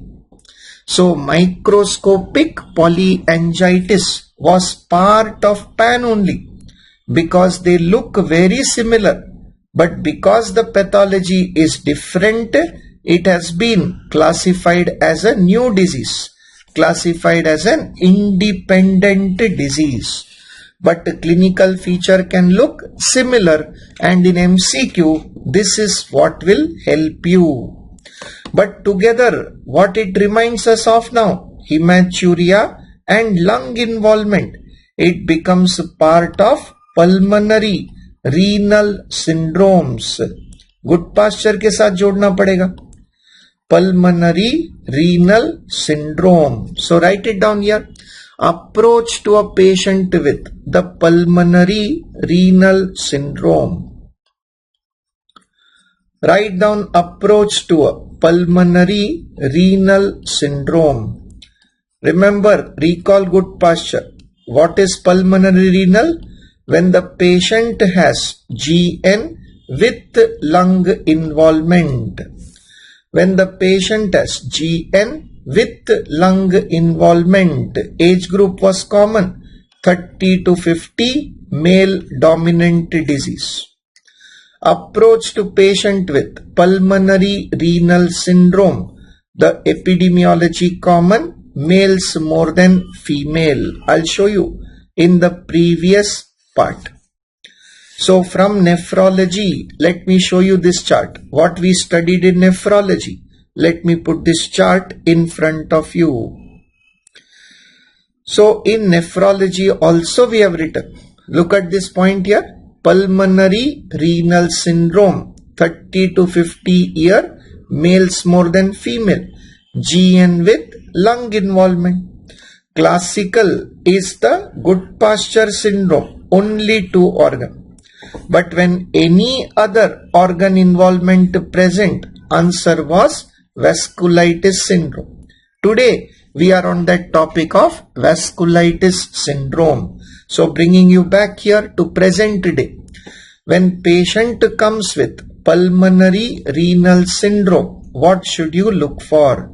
Number 1, you look for other organ involvement. Number 1 in the MCQ, you will look for other organ involvement. If no other organ involvement is present, negative, then it is a classical good pasture syndrome. Then it is classical, that is good pasture syndrome. Then it is the good pasture syndrome, which we studied in nephrology, because it is organ specific cause of the disease, autoimmune disease. So only 2 organs affected, we called it good pasture syndrome. But any other organ is affected, answer becomes vasculitis syndrome. If any other organ is affected, answer becomes vasculitis syndrome.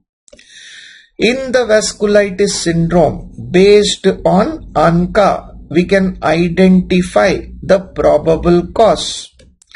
If the ANCA is positive, but which type of ANCA is positive? The C ANCA positive, anti-PR3 positive. Answer becomes Wegener's. If anti-PR3 is positive, answer becomes Wegener. But in the ANCA, if anti-MPO is positive, anti-MPO is positive, then we have to look for the presence of eosinophilia. Eosinophil count more than 1000. You want to look for eosinophilia count more than 1000. If eosinophilia is present, answer becomes Church-Strauss syndrome. Answer becomes Church-Strauss syndrome. If the eosinophilia is negative, then the answer becomes MPA, which we just studied, similar to PAN. Microscopic polyangiitis, and rarely ANCA negative, rare cause of pulmonary renal syndrome can be HSP. Rare cause of pulmonary renal syndrome can be HSP. So when you get a question on pulmonary renal syndrome, there are total 5 differential diagnoses. Classical is good pasture, closest is Wegener, followed by Church-Strauss, microscopic polyangiitis, and HSP, which is least common. HSP is least common. So remember this very important chart. Approach to a patient with pulmonary renal syndromes. We got, इसमें से हमने कर लिया कल कौन सा? Good pasture syndrome completed. Microscopic polyangiitis completed.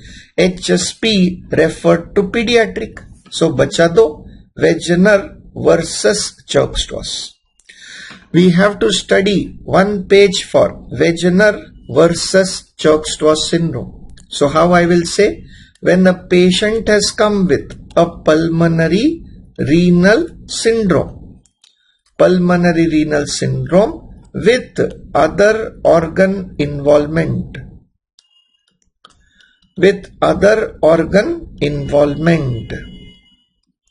patient is also 30 to 50 years. Patient is going to be 30 to 50 years, males more than female. Common epidemiology.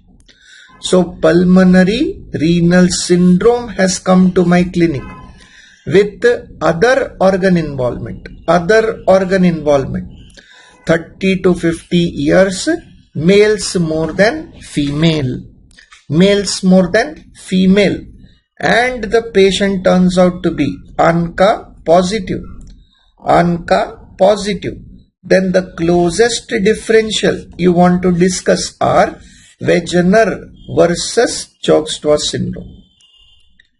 You want to differentiate the Wegener's versus the Chokes-Tawse syndrome.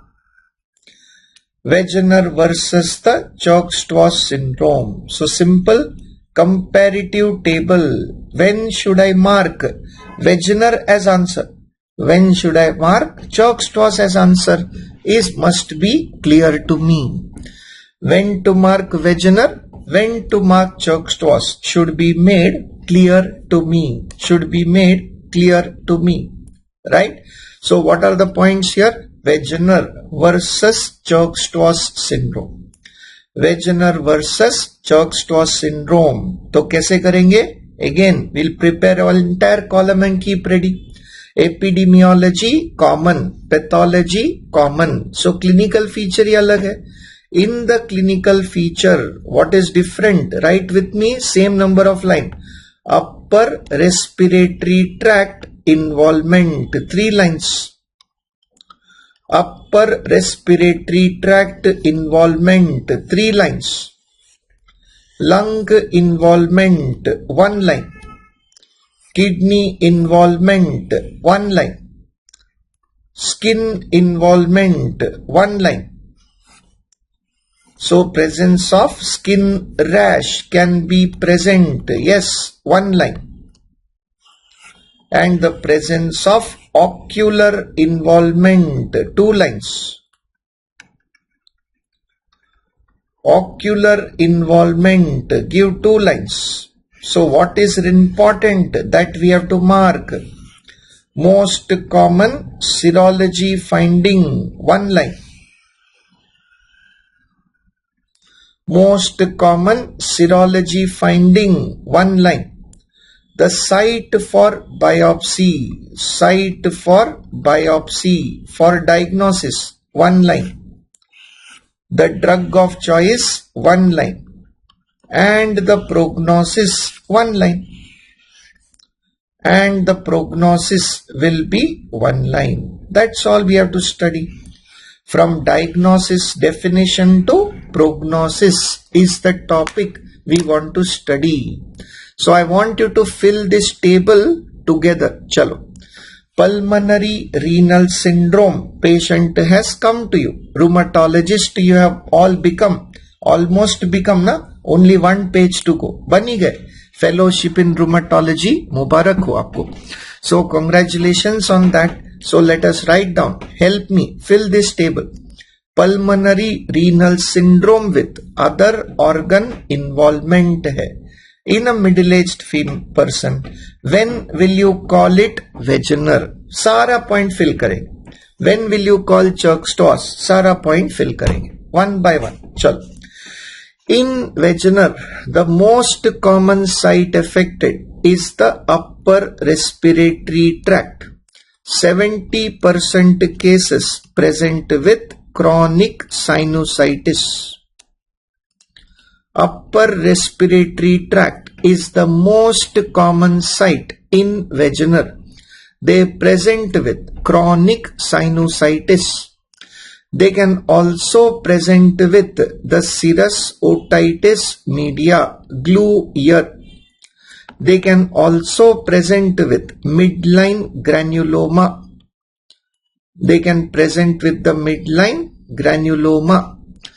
Lung involvement is in the form of multiple cavities with abscess. Multiple cavities with abscess is present. Kidney involvement has 70% risk of RPGN.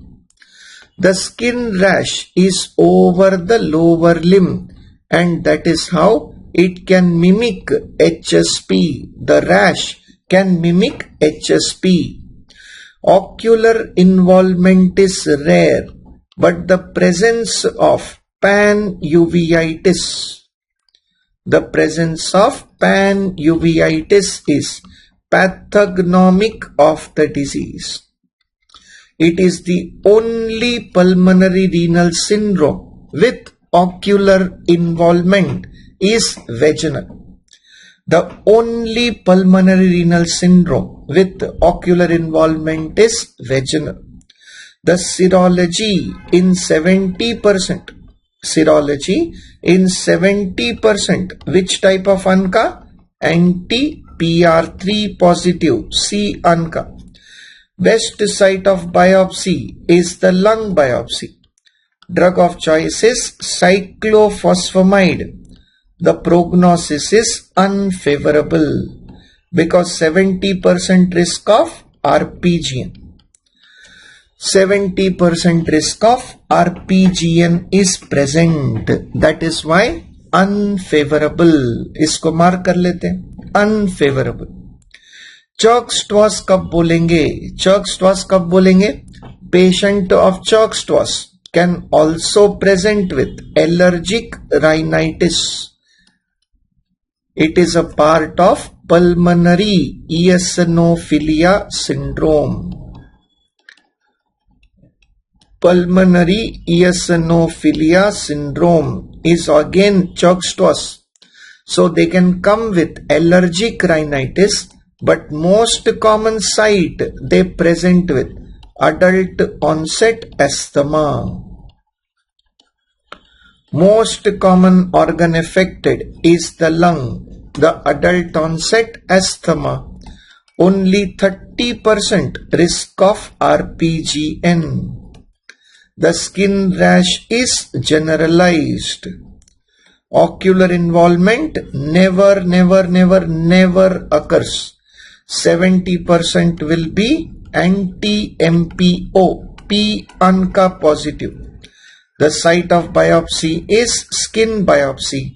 Drug of choice is steroids, and the prognosis is favorable.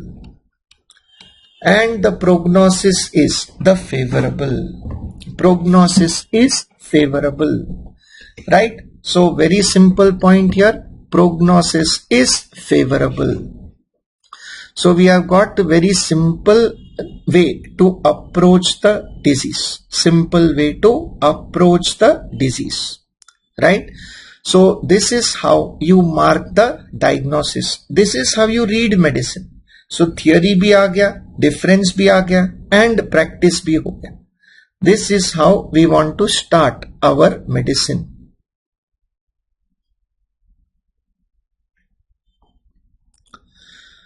Right, so done, almost there now.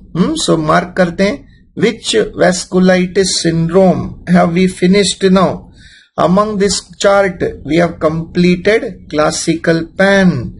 We completed Wegener, Church-Strauss, and MPA.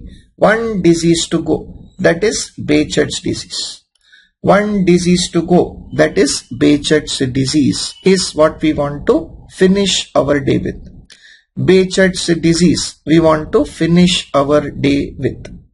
So as I told you, so at the end of the day, I know ये last topic होते ही आप लोग सब भाग जाओगे घर पे.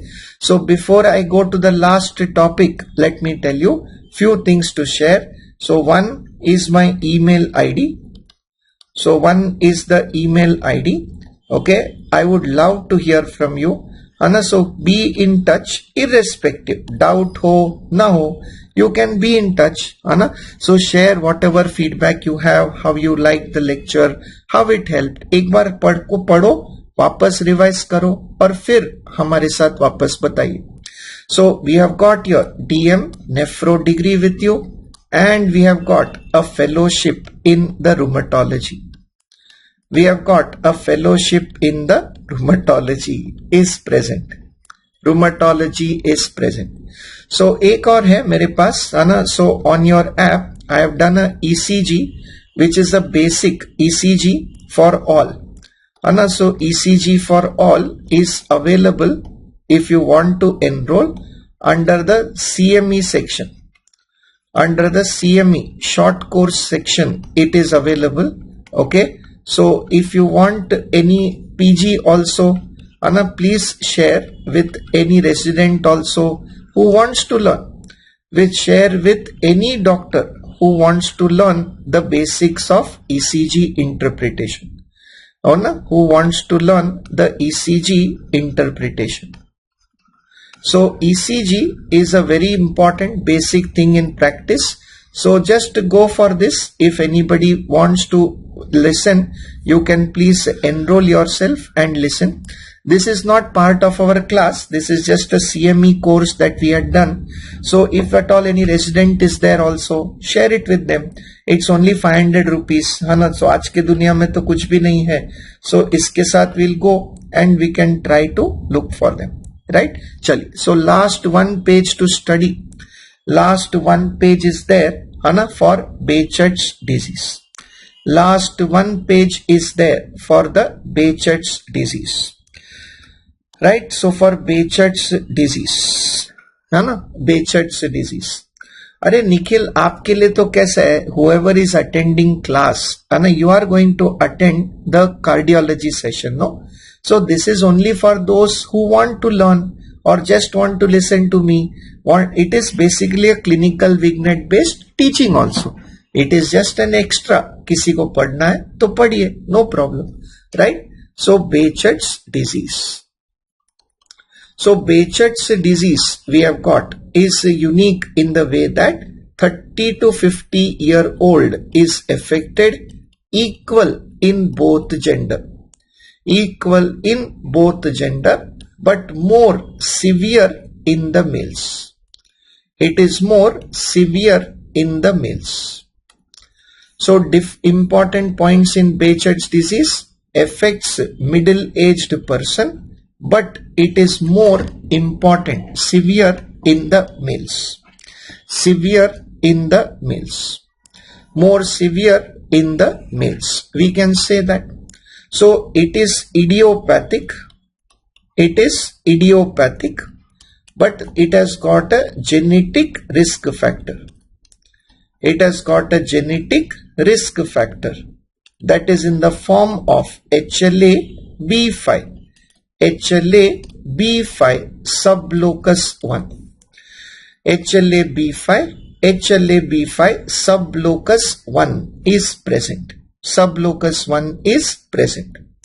Clinical feature. The clinical feature, what we have, clinical feature is divided into major and the minor manifestation. The clinical features are divided into major and minor manifestations.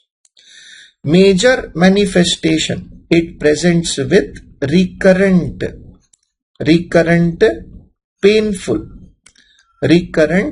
painful oral aphthous ulcers. Recurrent and painful oral aphthous ulcers. Minor criteria can be painful genital ulcer.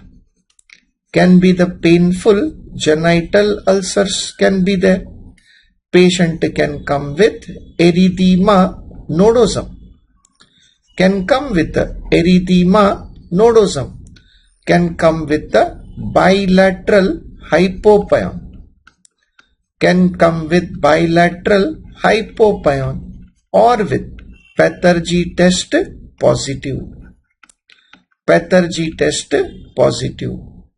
Right? Which is a sign of T cell hyperactivity. The Pathergy test is considered a sign of T cell hyperactivity.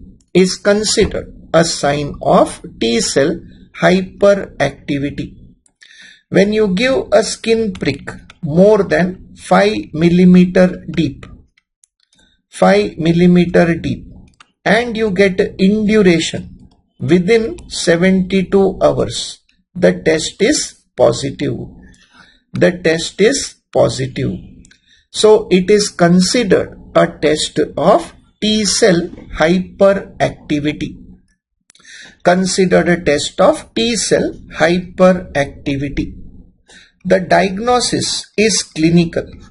The measure is also considered essential criteria, plus the presence of two minor criteria confirms the diagnosis.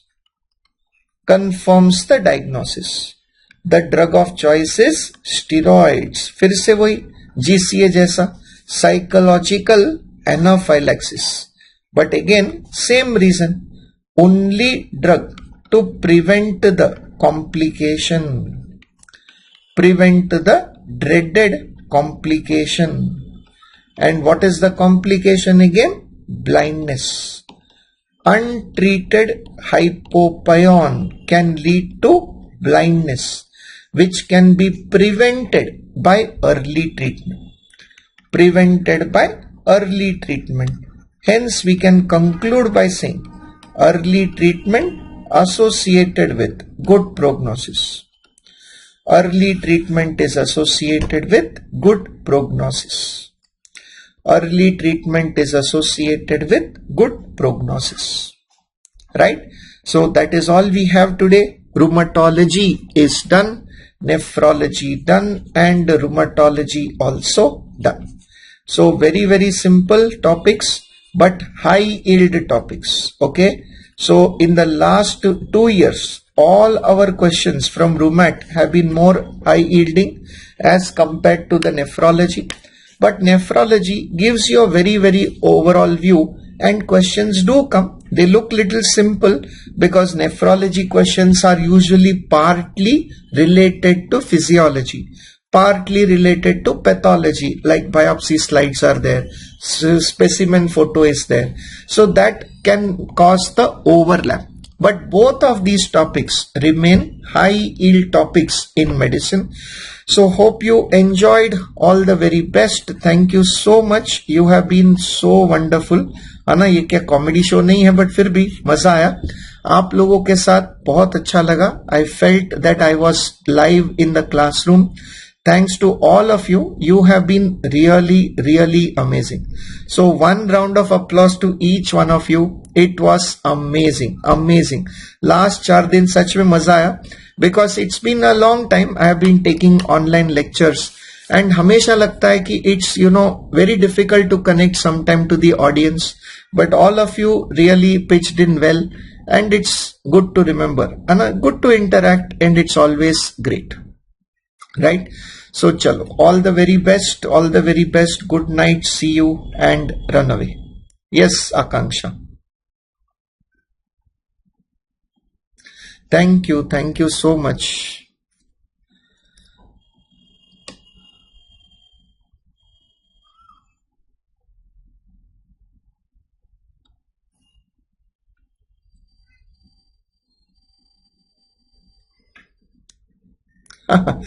Arey, all teachers are lovely, yaar. All teachers are lovely, and I always tell you that more you learn, more teachers, okay, so you will always get better perspective also. Better perspective. See, every teacher has got something to teach you, okay, something to teach you. तो यही important है कि आप सबसे सीखो and imbibe the best of all and become better than all of us put together. So always that is every teacher's dream, that you become better than me. You always must become better than me. That's when the teacher is successful.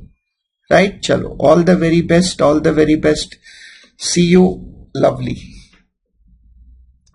HSP बहुत छोटा है Aditya, nothing to worry. HSP में कुछ नहीं है ना, don't worry, वो आपको हो जाएगा. पीडियाट्रिक में it will be done. So Kanimozhi, yes anna. अरे where are my friends from Tamil Nadu यार, अना एंगे எல்லாரும் ஓடிட்டே. யாரான இருக்கலா இல்லையா தமிழ்நாடுலேருந்து?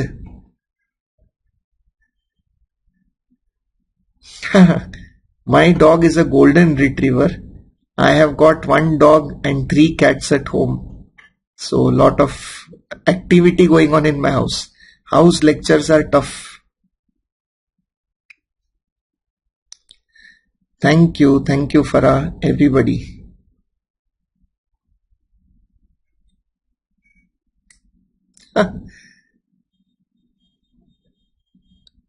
Didn't understand it from PDF. ऐसे बदनाम मत करो रे मेधा, है ना? चलो कोई बात नहीं, अपन लिख ही देते, है ना? आप लोग. अरे नंदिनी, என்னம்மா இப்பதான் கேக்குற தமிழான? ரொம்ப very very very poor, very poor. என்ன தமிழானா என்னது? இப்பலேருந்து முதல் நாள்லேருந்து வீவ் தீட்டுன்னு உட்காந்துருக்கேன் சமத்தா. That's not fair. Anyway, chalo, good. So HSP, just for people who want it, can stay, others can run away. Yeah. So others can run away. Yeah. Right. So let's go for this. Yeah. So HSP basically, see, 90% of the cases occur before 10 years of age with a male preponderance. That is what we call as classical HSP. That is what we call as classical HSP. Right? So 90%, so we call it as classical HSP.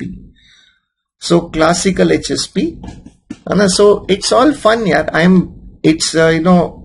a Tamilian, born in Delhi, brought up in Bombay, married to a Maharashtrian.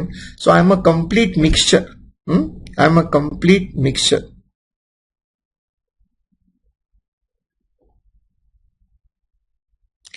Punjabi यार मेधवी आप सिखा दीजिए कुछ, है ना? पंजाबी तो मजा आता है. पंजाबी तो क्या सुन के मजा आता है ना, आपके वो लैंग्वेज में एक ऑरा है ना. It's amazing to know all of that. Right. So 10% of the cases, 10% of HSP can present between 20 to 30 years of age with a male preponderance. So this is called as adult onset HSP. This is called as the adult onset. So adult onset HSP. Yes, adult onset HSP.